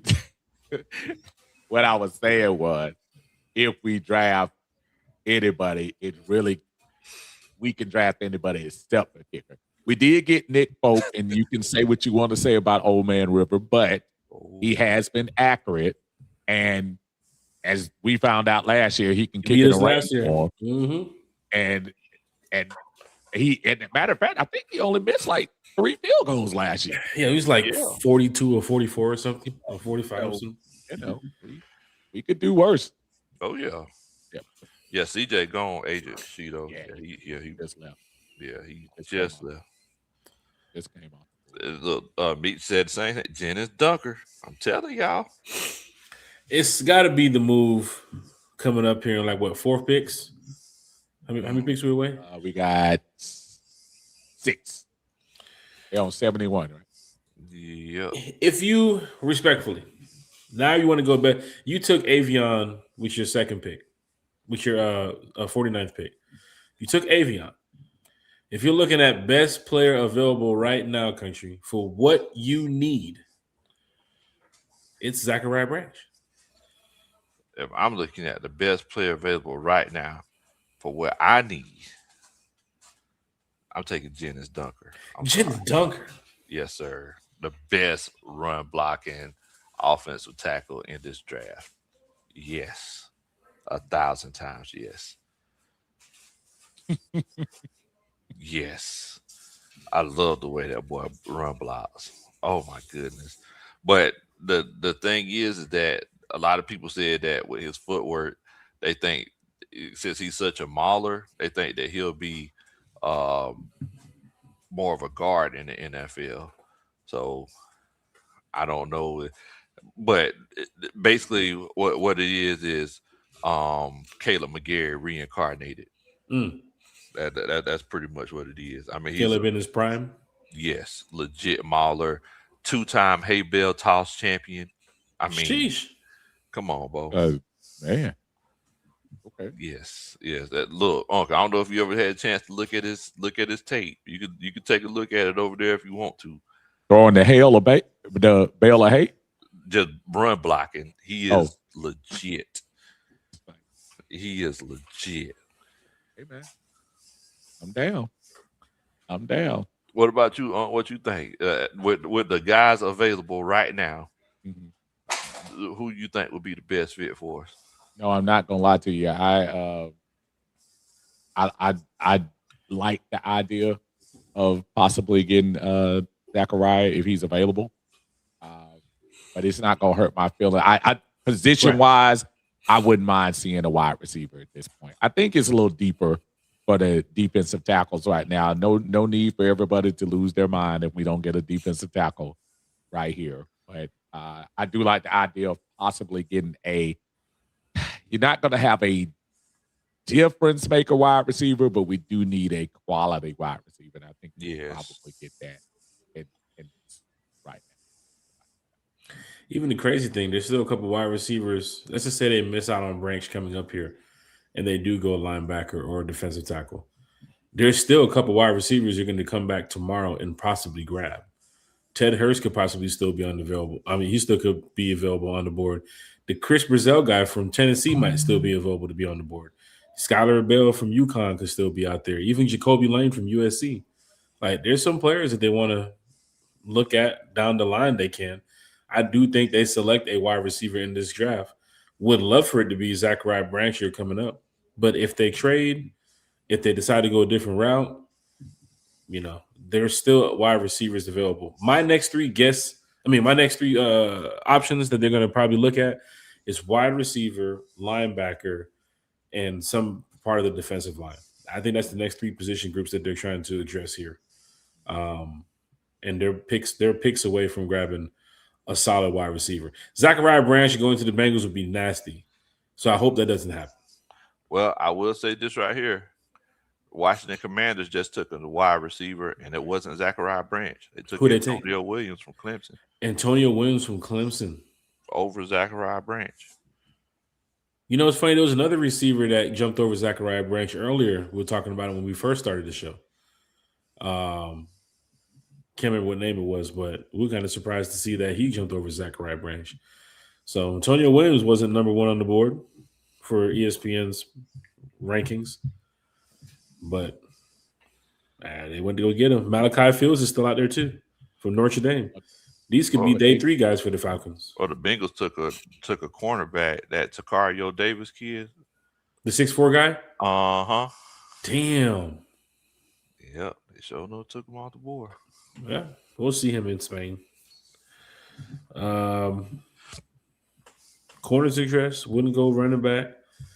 I know they was favoring Mike Washington, in a couple workouts a couple of weeks ago. Saints on the board right now. Everybody in chat, put the thumbs down in the chat for the Saints. Skylar Bell. You got Ted Hurst, you got Skylar Bell, you got Chris Bell from Louisville, Deion Burks from Oklahoma, Malachi Fields, Jacoby Lane. There's still some wide receivers on the board, Falcon fans. Oh, yeah. Right. I think falling in love with the Georgia folks. But now, if the Saints will get Branch, that's nasty work because the Saints got Christian in the first round. And if they go get Zachariah here, I ain't gonna lie, that'd be ugly. Because they wide receiver core, even with Tyson last night. Do you expect do you expect the Saints not to do anything like that, Eddie? That is true. The Saints are very petty. Mike Washington's still on the board. He's a day three guy. I thought he'd be higher than that, but he's day three. I don't know, but I think that's a day two guy. You think he's coming off the board tonight? I think so. Oh, who the Saints take? Oh, Saints took Oscar Delp from Oscar Delp. Georgia. Oh, wow. Two Oh, the Georgia other cat. players. Oh, man. Wow. They went Georgia. They went Georgia. Saints so That was petty, a- man. That was a top reach because Oscar Delp was ranked like 4th on this damn rankings. Yeah, he was. They had him listed as like a fourth or fifth round pick, didn't they? Right. Yeah, he was down here next to damn Will Carmack and Joe Royal from Cincinnati. Now he didn't got drafted, so Saints. They still chasing. They still chasing Jimmy Graham. Jimmy Graham ain't walking through that door no time. Yeah, Jimmy was a bad boy. Jimmy was a bad boy, wasn't he? Huh? Man. Jimmy never got that ring though. Nah, he did. Never got that ring. They were trying to. Ben Watson was the guy that was on the Super Bowl team, right? Ben Watson was a bad boy too. Yeah, Ben Watson was. They are definitely trying to send us a message. Oh yeah. You got a pass blocking tight end. Aints fans. The only problem is he's slow. That's pond water. Right. He gonna run like a 41 overall on Madden. So you better be careful for that one. But you get him in the right system, Oscar Delp can do some things. This year he took a step back. But we've seen Oscar Delp when Oscar Delp is Oscar Delp. He can block though. Yeah, he can. He's gonna put out some pounds in the NFL too. But he's gonna lose twice a year to the Falcons. I know that. Go Dogs.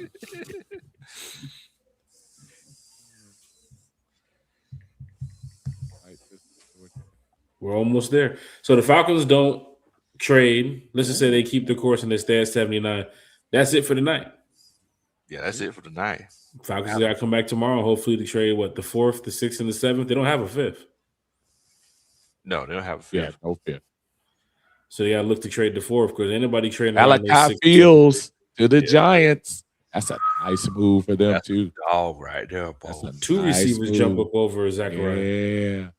Zach too small, bro. I'm telling you. Yeah, that's what I'm saying. That's what's holding. 177. But he got a little twitch in him though. He looks like a kick return guy to me. You can get him for that too. Yeah, he looks like a kick return guy. I'll be right back, fellas. Hold on. Judging what we did with Jacksonville, was the kid we got from Jacksonville that really didn't turn out? Agnew. Yeah, that was sad to see because he had the career for kick return and special teams, and he was set up in a system over here where we needed help on special teams, and he goes and fumbles the ball at the 5-yard line against the Jets. 2 weeks later, he's cut. Yeah, it's just sad to see, man. You know, some of these things just happen, but yeah, the Falcons could get a Zachariah Branch and possibly put him in the special teams role. The kid is fast. He's elusive. He's electric. He played under Kirby. Like, he could be a piece. Not saying he's going to come over here and score 10, 15 touchdowns on the season. But look at Zay Flowers in Baltimore. That's who Branch reminds me of.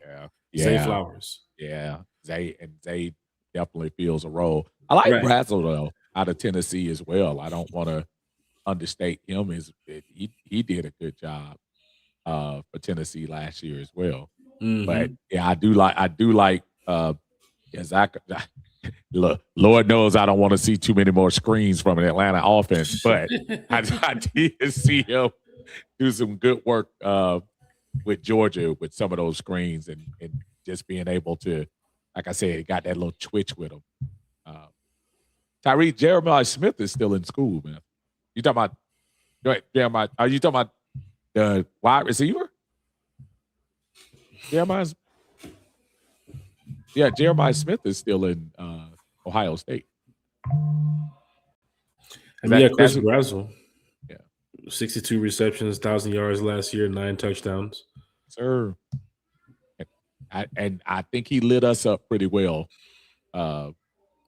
too. Matter of fact, the game we played against Tennessee.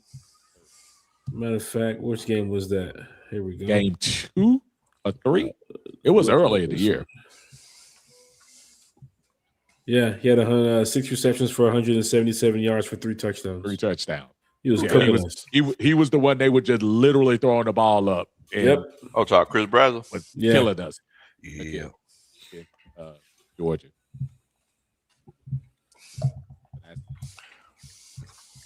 Look, he gonna run in a straight line now. He gonna run in a straight line. But that's what you need. This team needs somebody who can Stretch do that field, man. stretch the field. Gotta get. We know Penix can get it if he's healthy. We know he can get Boy. it down there. Yeah, Zachariah Branch with 81 receptions for 811 yards for 6 touchdowns last season. And he missed how many? He missed about 3 games, right? Yeah, I think. Mhm. Yeah, I think like 3 games. Yeah, he missed like 3 games. So that's only a snapshot. I think I say it again, just you could look at it 2 ways. You could look at it as, yeah, he would be a nice pick, but then you could also look at it as that, small frame gonna be something that's gonna be a problem. You got old boy from Florida State still out there. What you trying to think about him? Defensive lineman? Darrell Jackson? What's his number? What's his size? Let's see. Darrell Jackson.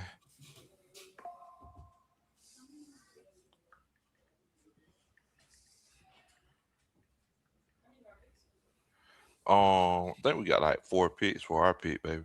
He's 6'6", 315.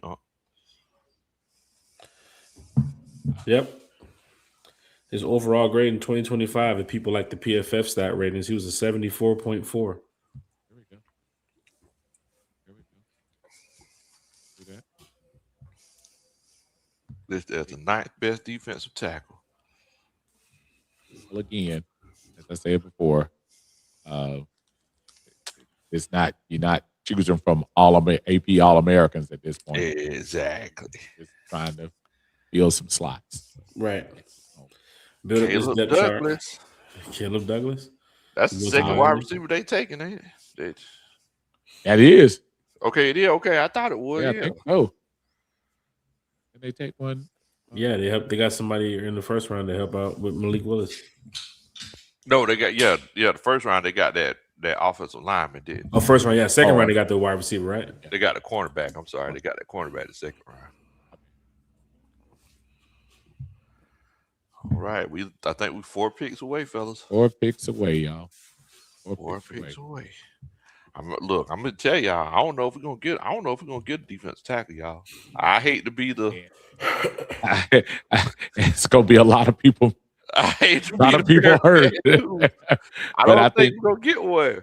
I think we'll find out in a couple of picks if they have their eyes on specific people. I think if you look at the Avion pick, they specifically had their eyes on him because there were other people that were higher ranked behind him. So they were looking for something specific. Man, I hate to say this, but I think that might have been an Arthur Blank pick, y'all. I really do. I think they may have had that conversation in the draft room. Arthur Blank was like, "Well, look, AJ's a good kid." I really feel like it happened, though. Like Conspiracy. You think I'm conspiracy theory? I think it's conspiracy. And I don't know. I just seen Arthur do it. Like he's done it so many times. Yeah. But I also think, I don't know. I think he's probably going to be a little hands off this year with this stuff. It'll be interesting to see how much input Matt has in all of it. You got a very good player at 48. I mean, for the Falcons, Mike Hughes is probably going to be out the door within a year or so. Clark Phillips coming back from injury, Billy Bowman coming back from injury, a couple other guys on 1 year. Kobe Bryant still trying to show the Falcons that he's valuable enough to be on this team. You locked in the corner that you're going to have here for the next 4 or 5 years with AJ. Your 1 and 2 is locked up. Now you can go build around that if you need to. Still, it's just reach. Oh, Drew Aller. Mm-hmm. Oh, wow. They just reach. Well, is he from Pennsylvania? I think he is. State, yeah. Okay, so maybe. Yeah, I know he went to. I was trying to see maybe they were, as some people might think, with Atlanta, a little home state cooking. I mean, did that work last time? I was gonna say that worked last time with Kenny Pickett. That shit went soft. Remember they call it Pittsburgh, whatever they call it. That shit went soft real quick. I don't even know. I could have sworn Kenny was on the. He's born in Ohio. Oh, he's born in Ohio. The same thing. Not too far. Yeah, he's out there. Yeah, they love him out there. Oh man, that's his area now. Yeah, Drew Aller, man. I mean, hey, Matt McCarthy or Mike. What's his name? Yeah, Mike McCarthy. He has to. Yeah, old Mike. He's waiting on Aaron Rodgers, and Aaron Rodgers ain't saying you know what? This could be a sneaky little pick because he wasn't horrible. No, he wasn't bad. Before he got hurt. Right, I mean, here's some good news for you. Here's some good news for you. We play the Steelers this year. It could be Tua versus Drew Aller. Could be. Oh, my bad. What you say? Oh. Green Bay gets Tampa's pick. Oh. They moved in and got Tampa. So Green Bay needs corner. Didn't they just get rid of Didn't Wicks just sign with somebody else? Oh, yeah. He went to where did he go to? At Coop, I'm not saying he's a he went to the Saints, didn't he? Did he go to the Saints? Did he go to the Saints? Let me see. I'll tell you. Yeah, nobody's trying to say that went to the Jags. Okay. The Jags. Yeah, nobody's trying to say that Aller is the cat's meow, but he played a solid quarterback for them. I mean, no solid. I mean, are we gonna sit here and try to pretend like he's that much better than Ty Simpson? I mean, is Ty Simpson really that guy? Well, look, it's obvious that Sean McVay don't think that's the case. Mm-hmm.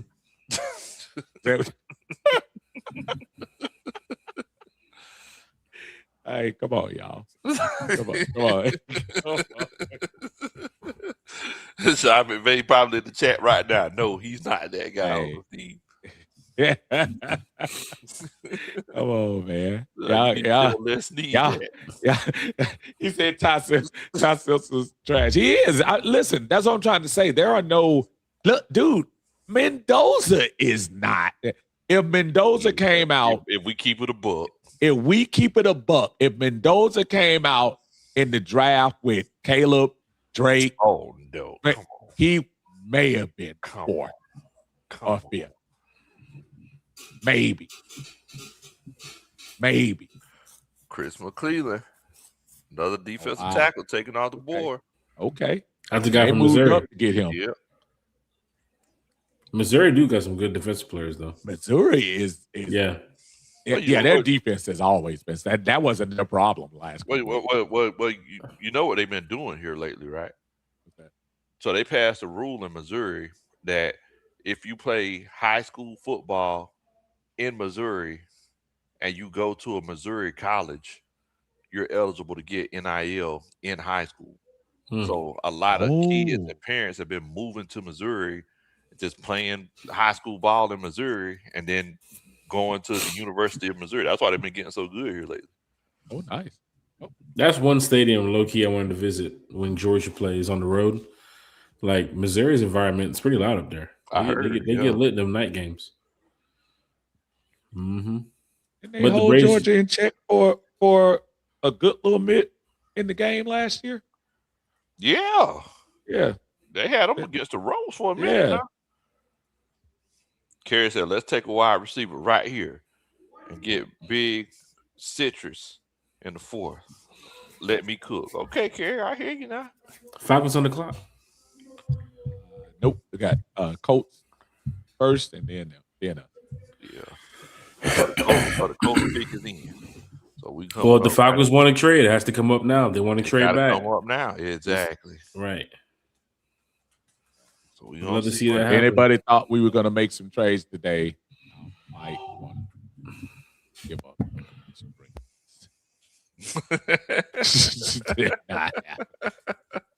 I think we're going to keep the pick. Look, Kerry saying you take Dominique Orange in the 4th round. Like that might end up being the move. Honestly, Dominique Orange in the second and on day 3 would be a steal. Look, I just want to be able to say Orange every time he make a play. That's the reason I want. Big Orange. Braves is beating Philadelphia for the 4th straight time this year. Braves over the Phillies 5-3. Man, get your World Series tickets ready for the Braves. It's about to happen. See, why you had to say that, Jack? They don't even have their players yet. They don't even have their pitchers yet. This team is stacked. Best team in baseball. Our trades are going to be these people coming in. We don't have our starting shortstop out there, our starting catcher out there. One of our studs in Strider. Dude, this could get interesting. And we were giving Allison Thopless a hard time. I never gave him a hard time. I know it was people ridiculously doing that, but that's crazy. We are barely 30 games in, and the Braves are already up by 5.5. That's crazy. That's crazy. So again, Falcons, we got to jump. We got to get some of this energy, man. Got to get some of this energy. Got to get some of this energy. All this feel good stuff going on right now. Got to get parted. Well, here's some good news for you, Falcon fans. You know, Daniel Flick, who covered the Falcons. Oh yeah. For quite some time. Big shout out to Daniel Flick. He said Avion Terrell's snap split count in 2025 was wide corner 464 snaps, and in the nickel 110 snaps. So it's possible that you could see your 1 and 2 on the field, AJ Terrell and Avion Terrell, week 1. Okay, I ain't mad at that. Good job, Daniel.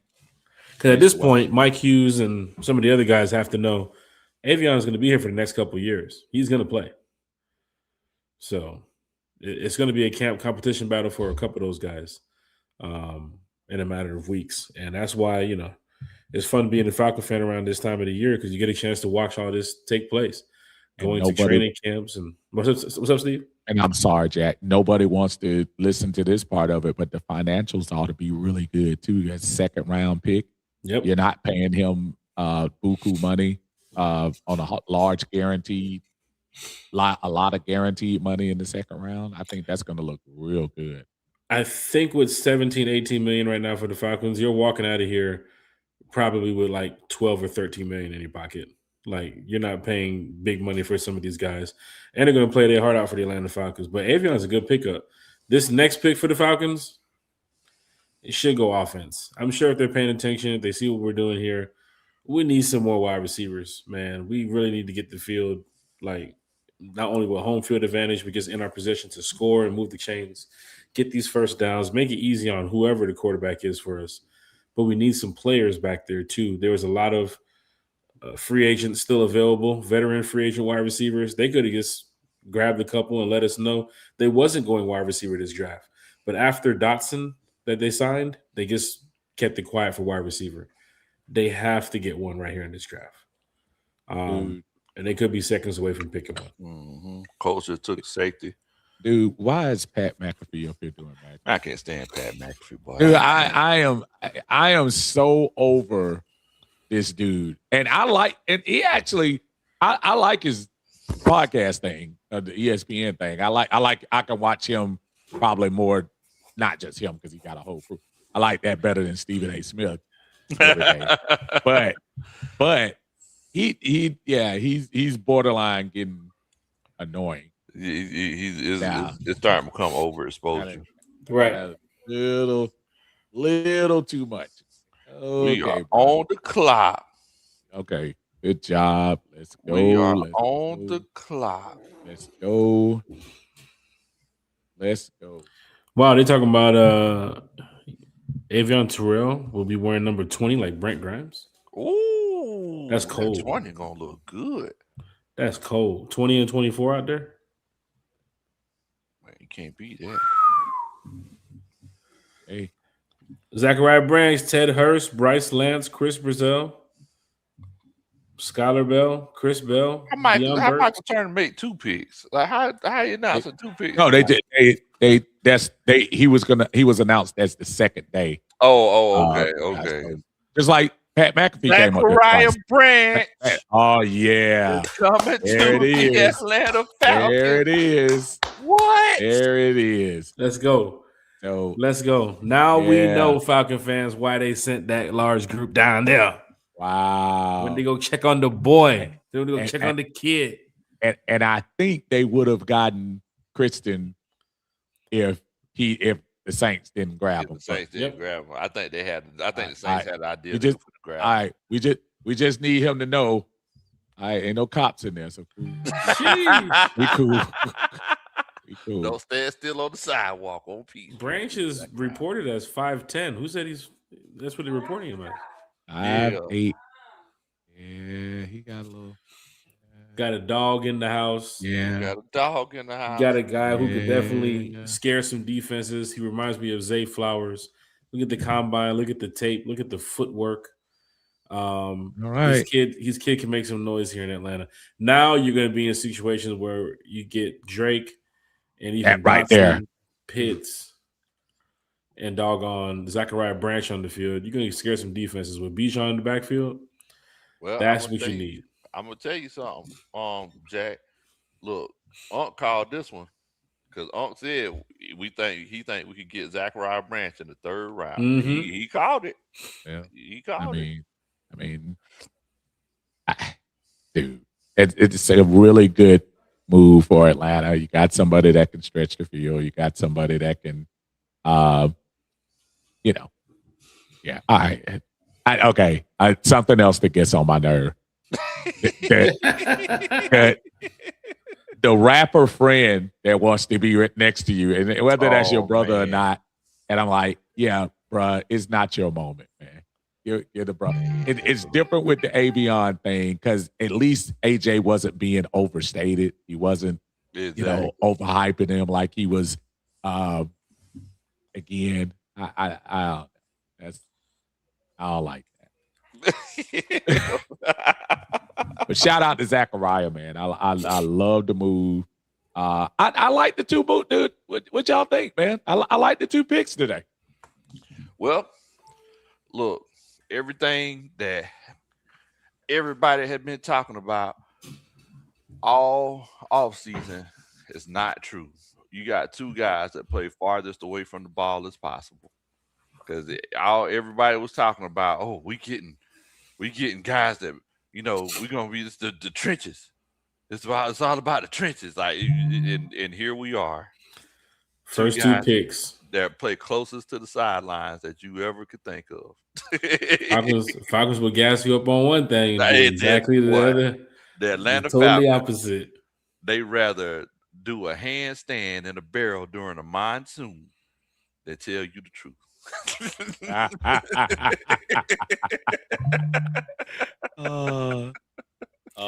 Solid picks from the Falcons. Now, if you wanted to go linebacker or defensive line, you can. The first 2 picks that fans would say was on their draft board is taken care of now. Wide receiver was circled at the top 2 for me. I wanted a wide receiver early.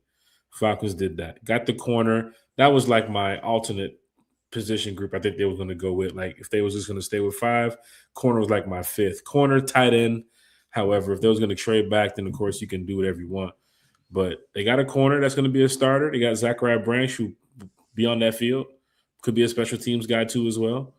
Now, if you wanted to go get you an offensive lineman and get you a, defensive lineman, I think if you get Dominique Orange from Ohio State, you're going to have a really good draft right now. Dominique Orange is one of the best on the board. Now, we're some picks away from getting a Dominique Orange, but it's possible the Falcons can make some more solid moves. I like it so far. I definitely like it. So the pre-draft analysis on Branch, they said Branch's great burst and short area quickness continuously created big plays in college, including 40 receiving first downs in 2025. That's a chain mover. That's my boy. He has elite initial acceleration and can separate from defenders quickly. Plus, he can stop and start on a dime. Yep. Branch does not shy away from contact and will run through traffic over the middle. He still needs to polish his route running. This is what T. Will was mentioning earlier, but he has the necessary tools to do so. He also adds special teams value as a returner. His lack of size might limit him, but overall, he is a slot receiver who can win with suddenness and pure top-end speed. And the good thing about that is, even for whatever weakness fans might have thought they heard from Zachariah Branch, what needs to work on, don't every college football player got to work on something? So that's here. If you don't, then you better be going 0 overall. Right. I mean, these guys are going to be doing some conditioning, coming up the next couple of weeks. And, of course, they got the workouts. They got rookie minicamp. They're going to be working with their NFL coaches. They're going to be working on the side, too, as well to get better. I mean, we've seen it. I think Torrey Holt said it, like he used to catch 1,000 passes after practice, right? So, yes, sir. Those are situations for some of these wide receivers if you want to be great. If you want to be better than good, then you got to put in that work.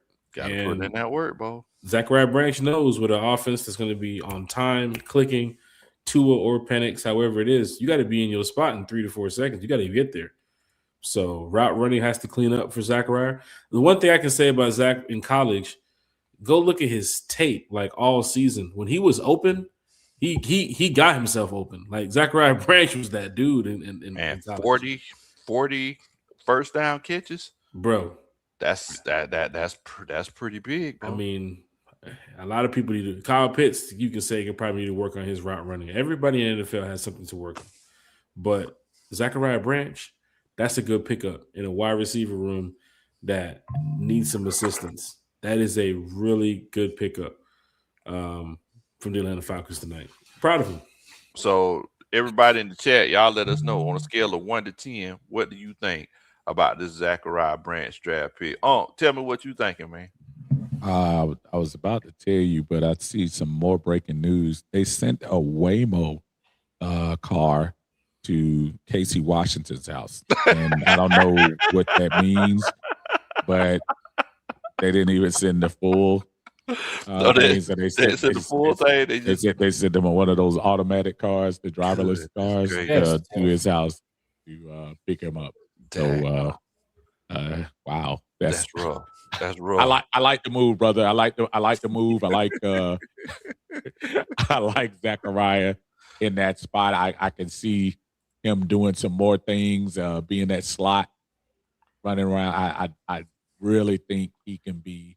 I can see him doing the same thing Taylor Gabriel was doing when he was here. Somebody asked that earlier. They said, how tall was Taylor Gabriel? Probably about the same. About 5'8". Yeah, about 5'8". He was a short dude. Okay. Yeah, I remember down. I was on the. Well, okay. Let me be quiet. Yeah, I happened to see him closer to us. I was on row one. I was in the seat that day. I know he was shorter than me. I was in the suite, and then Taylor walked over. Exactly. I said, hey, Taylor, you want something to drink? Low, again, don't let this man gas you up. This dude was in Philadelphia. I looked down. I looked about 5 seats over towards the 50-yard line, closer towards the 50-yard line. Somebody was over there towards me. I ain't gonna say who it is. Somebody was name rise with act paid. I'm just saying. Hey, man. Your money's as green as my money, my boy. That's all I know. But this is the thing about Philadelphia too. Like people talking about Jack, be careful. When you go out there, they're gonna get on you. They're gonna throw stuff at you. Tell You'll him, get into tell a him, fight, Jack. you're gonna get kicked out. I Tell was him, on Jack. top of the chairs talking shit to the fans. They wasn't doing nothing. Jack Like you don't was get that acting down a there. fool I was acting a that fool day. over there. I was And- having a and- good and- time. what's our buddy Bird guy? He was, dude. They were about to die. They were now. Oh, they went and- after him though. Joseph, yeah, He they went went after him. him. I ain't gonna lie to you. Joe, he always Yeah, He was because about he's screaming 5. the caca. in with- people faces. There's nothing happening on the field. It's a timeout. He's like, caca, and he's screaming it loud in people's ears. So these fans, it's Philly. So of course they start get security, get this guy over here. I could have sworn I saw Joseph get escorted out. I could have sworn He did not because he was literally 3 rows behind me. Right. So in the first quarter, everybody thought it was cute. By the second quarter, and a few more libations.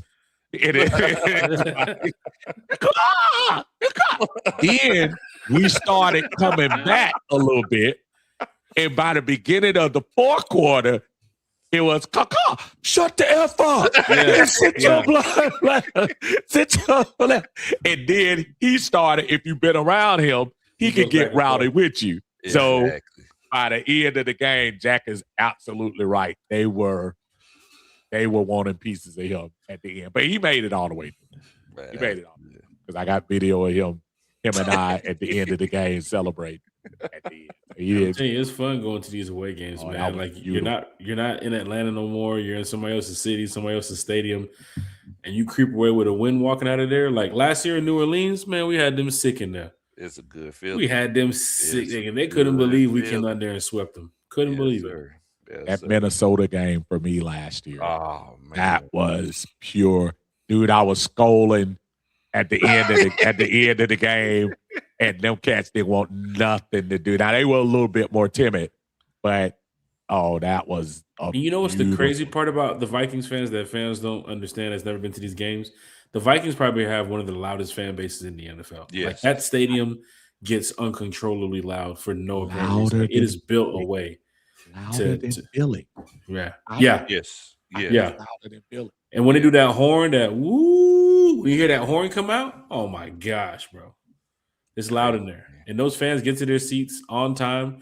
Not to mention they're big on hockey too as well. So a lot of hockey pride built up in some of those players, some of those fans in the stands. But when they do the skull clap, when they're cheering, their third down noise with the decimal reader every time is loud. Denver was like that too as well. Denver was super loud.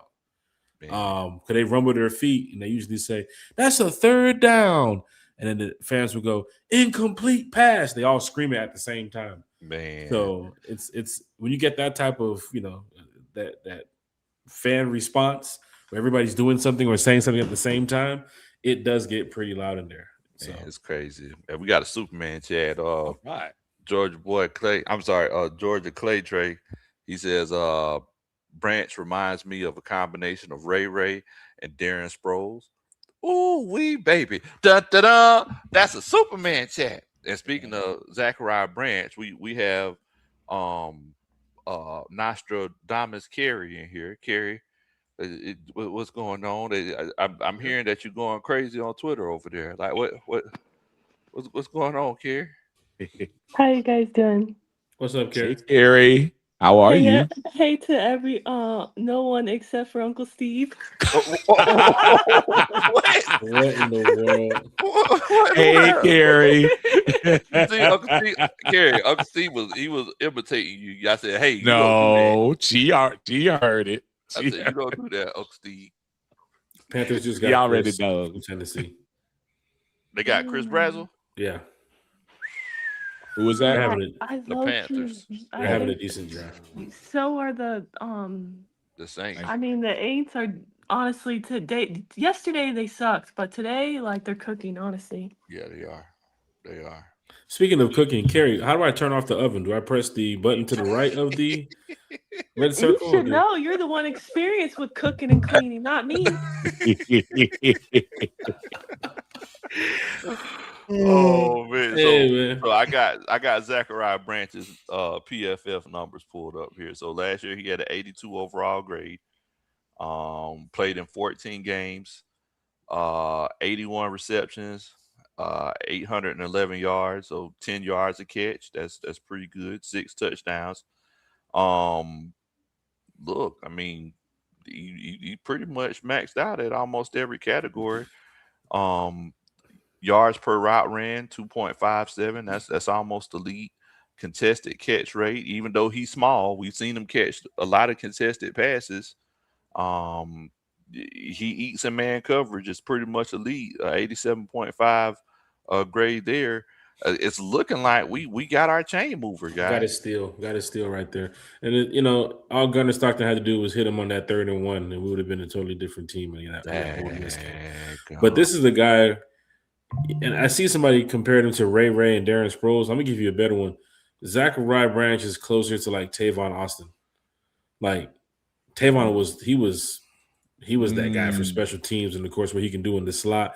A lot of times you couldn't guard Tavon Austin. If it was a quick drag, a quick in route, quick little check down, however it was, in the flats, however it was to Tavon, he would get yards at the catch like crazy. So I can see Zachariah Branch playing, a little bit faster of an Edelman role. Everybody has their small wide receiver, or their quick wide receiver they use on, 3rd and 7 or 3rd and 8. Put him in the slot. Zachariah Branch is a good fit for this team. And Tua, if we see the Tua that we saw in the past, Zachariah Branch is going to be eating this year. Kyle Pitts is going to be eating this year. Drake London's going to be eating this year. Hell, even Dotson might catch a touchdown or two. But I wouldn't be surprised. Here's the funny thing. Do you want to put Zachariah Branch at the 2? Like, who is your 2 right now? Your 2 wide receiver? Jahan Dotson. So it's Dotson and Drake London. It's going to be I think it's Olamide. It's going to be Olamide. Okay. I mean, he's been a number 2 in most systems that he's been at. He was a number 2 over here too as well. Yeah. That would be funny if Zachariah Branch ends up, I think he's a straight slot guy. Straight slot, okay. I think he's a straight slot guy. PFF's review on him, they said that Branch is a likely day 2 pick due to his rare difference-making athleticism. However, he relies heavily on speed and must continue to refine the nuance and technique in his route running to avoid being limited to a special teams role. Did the Falcons just retweet Kerry? Did they really? I don't know, guys, but I really wish I had the winning lottery numbers because I literally got both draft picks right tonight. I put out they retweeted you, Kerry. They said dream big, Kerry, because they posted your Avion Terrell and Zachariah Branch. That's cool.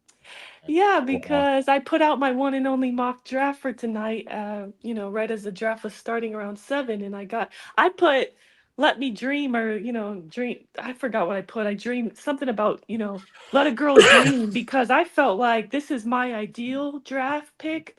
Terrell at, in the 2nd round and 3rd round we get Branch, but I didn't think it was going to fall that way per se. So that's why I put that caption. And now my mentions are blowing up because everybody keeps saying, wake up, Carrie, or can I have the lottery numbers? They're all blowing up. I mean, the Falcons retweeting it on draft night. That's pretty big. That's cool. I didn't even see that yet. Wow. That's cool. Huge job. Gotta love it, man. Gotta love it. I see Tampa Bay's picking now. Oh, here's Bijan. He said just took Ted Hurst. Who did? I'm sorry. Tampa Bay. I don't like that our rivals are all cooking too. Like they've had good drafts. I mean, you want to talk so highly of the Falcons and then talk bad about the other teams, but they did get some pretty good players though. This been the worst division in football for a while. It looks like everybody's trying to turn things around. Wow. So I was going to look at Avion Terrell's PFF numbers as well. Straight still, man. Falcons did pretty good, man. I'm proud of these boys. They didn't make no trade backs. I guess they might do something tomorrow in the 4th round.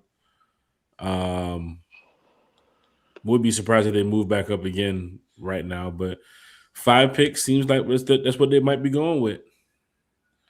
Look, if they keep hitting the nail on the head like this, you can't knock it. looking at Avion here, look, he's averaged to 80 over the last 3 years. Um, he played in slot a little bit more last year. Um, Great run defense. I seen somebody put in the chat earlier saying that having Avion is going to help with our run defense. He pretty good in zone, could do a little bit better in man coverage, but I mean, you can't beat it. And one thing I don't know if y'all noticed, but one thing that we've seen that we haven't seen in the past is, and this isn't a Tack McKinley kind of emotion.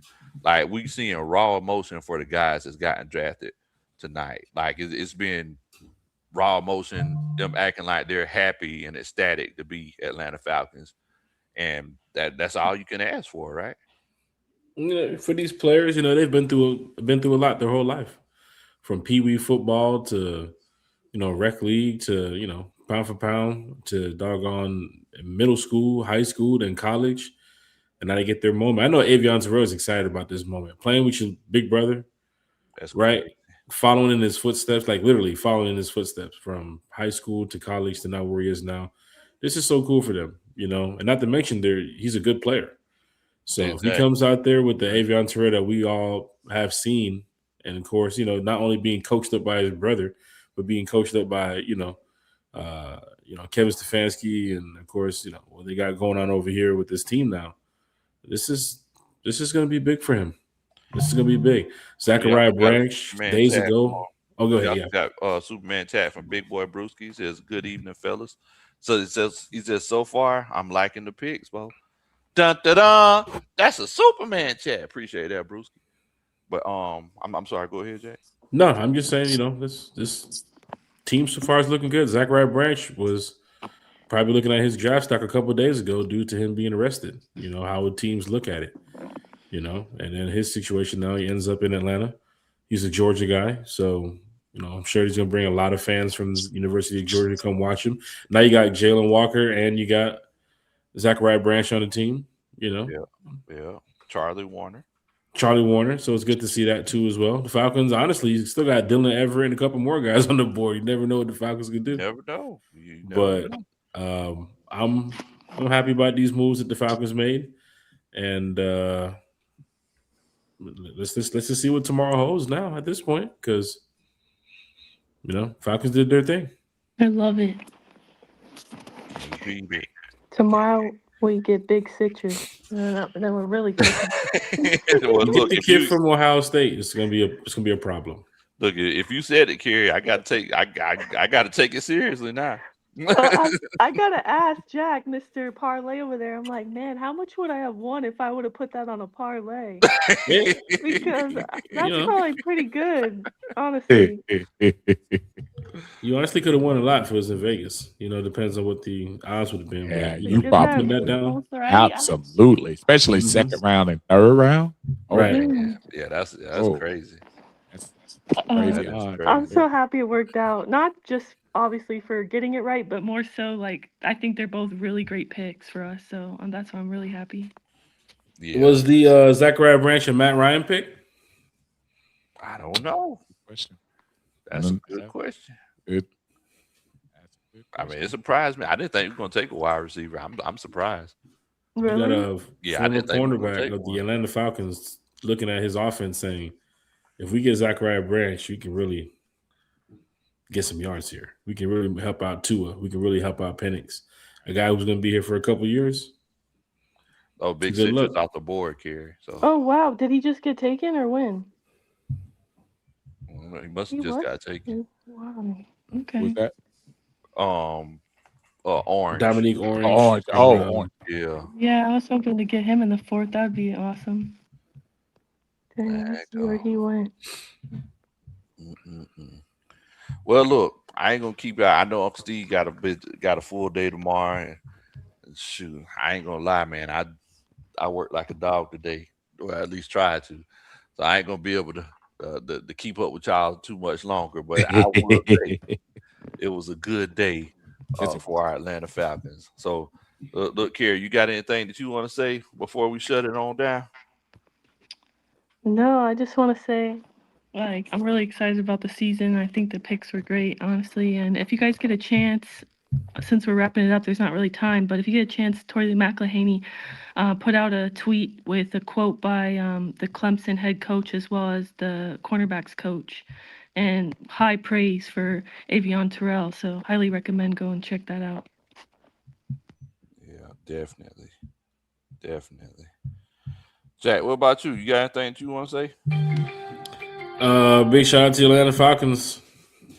Big draft tonight. Got some players that will definitely be seen on the field this season. Got some players I'm excited about when I go to training camp and so on. And I'm sure that crowd for Avion Terrell's autograph is going to be crazy because AJ usually comes over there too. But yeah, man, this is a great panel tonight talking Falcons football with T-Will. He was here earlier. Uncle Steve, yourself, Country, almost 4 hours on the channel. And I was a little bit under the weather too as well, so I took some medicine early, man. I gotta get ready for bed as soon as I got work in the morning, man. But it's been a great 4 hours talking football with y'all. And I hope we definitely can do this again. But the Falcons was able to bring in 2 players that I think fans can be excited about. You shouldn't be upset looking at what was on the board. But Jack, I'm sorry, I don't mean to interrupt you, but I gotta say something funny. Somebody replied to my original tweet that said, I think we're gonna draft Avion Terrell and Zachariah Branch, and somebody replied to me and says, if we get Terrell, I'm gonna cash app you. And so like so many people are replying to him like, pay up, and like Oh wow. so then he finally said, okay, DM me, I'll pay you. And then so I DM'd him my cash app, and just like a few minutes ago, the Falcons replied and said, pay up. Serious? Oh, wow. Wow. That's cool. Yeah. That's crazy work. The Falcons are on social media tonight. Jeez, they said pay up. No, man, but it's a great time in talking Falcons for these couple hours. No Kyle Pitts news, so I think we're fine about that for now. But tomorrow they're gonna finish up this draft and get to the weekend, do some more evaluations, and next week they get a chance to get the guys out there for some workouts. Rookie mini camps coming up. That international game, after hearing that the game was announced in Rio and what the date was, I'm ready for them to announce the game in Spain so I can go ahead and see if I want to book my ticket or not and how it's going to play out. But the Falcons are going to have an exciting season, and this is the part of it. So big shout out to everybody who was in the chat for the draft tonight. Big shout out to everybody who tuned in from all channels. Hit that like, share, and subscribe for everybody. From T-Will, myself, Miss Carrie too as well, Bodie 3000, One Time for the Fan. Sunday nights at 8, Wednesday nights at 8, breakfast with One Time for the Fan Friday morning. So, man, y'all be good. This is a great show tonight. Definitely.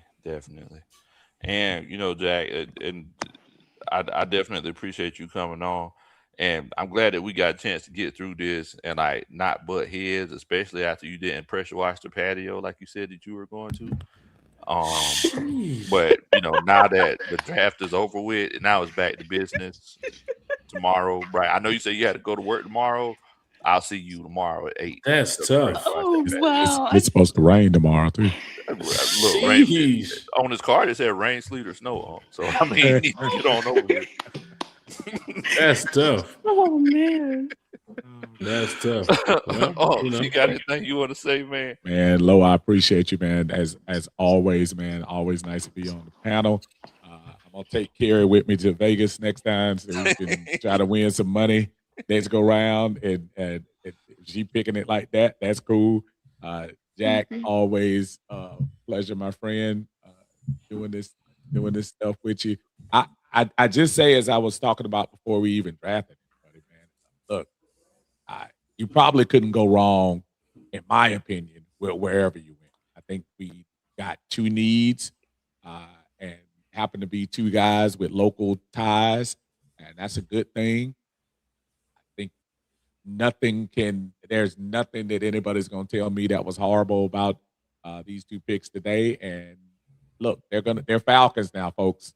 So whether this was your best pick or whether it's 2 guys you weren't even thinking about, they're wearing the brand now. So let's go ahead and support them. and get them on this team, and let's get this 2026 thing started. I'm Uncle Steve. Y'all make sure y'all check me out on Uncle Steve's Lounge. We'll be there mostly on Mondays for the Monday Minutia. I know we haven't been able to do it in a couple of weeks. We had a lot of stuff going on, as I do tomorrow. So everybody enjoy the rest of the day, and man, let's just do this thing, man. Oh, rise up. Definitely, man. Definitely.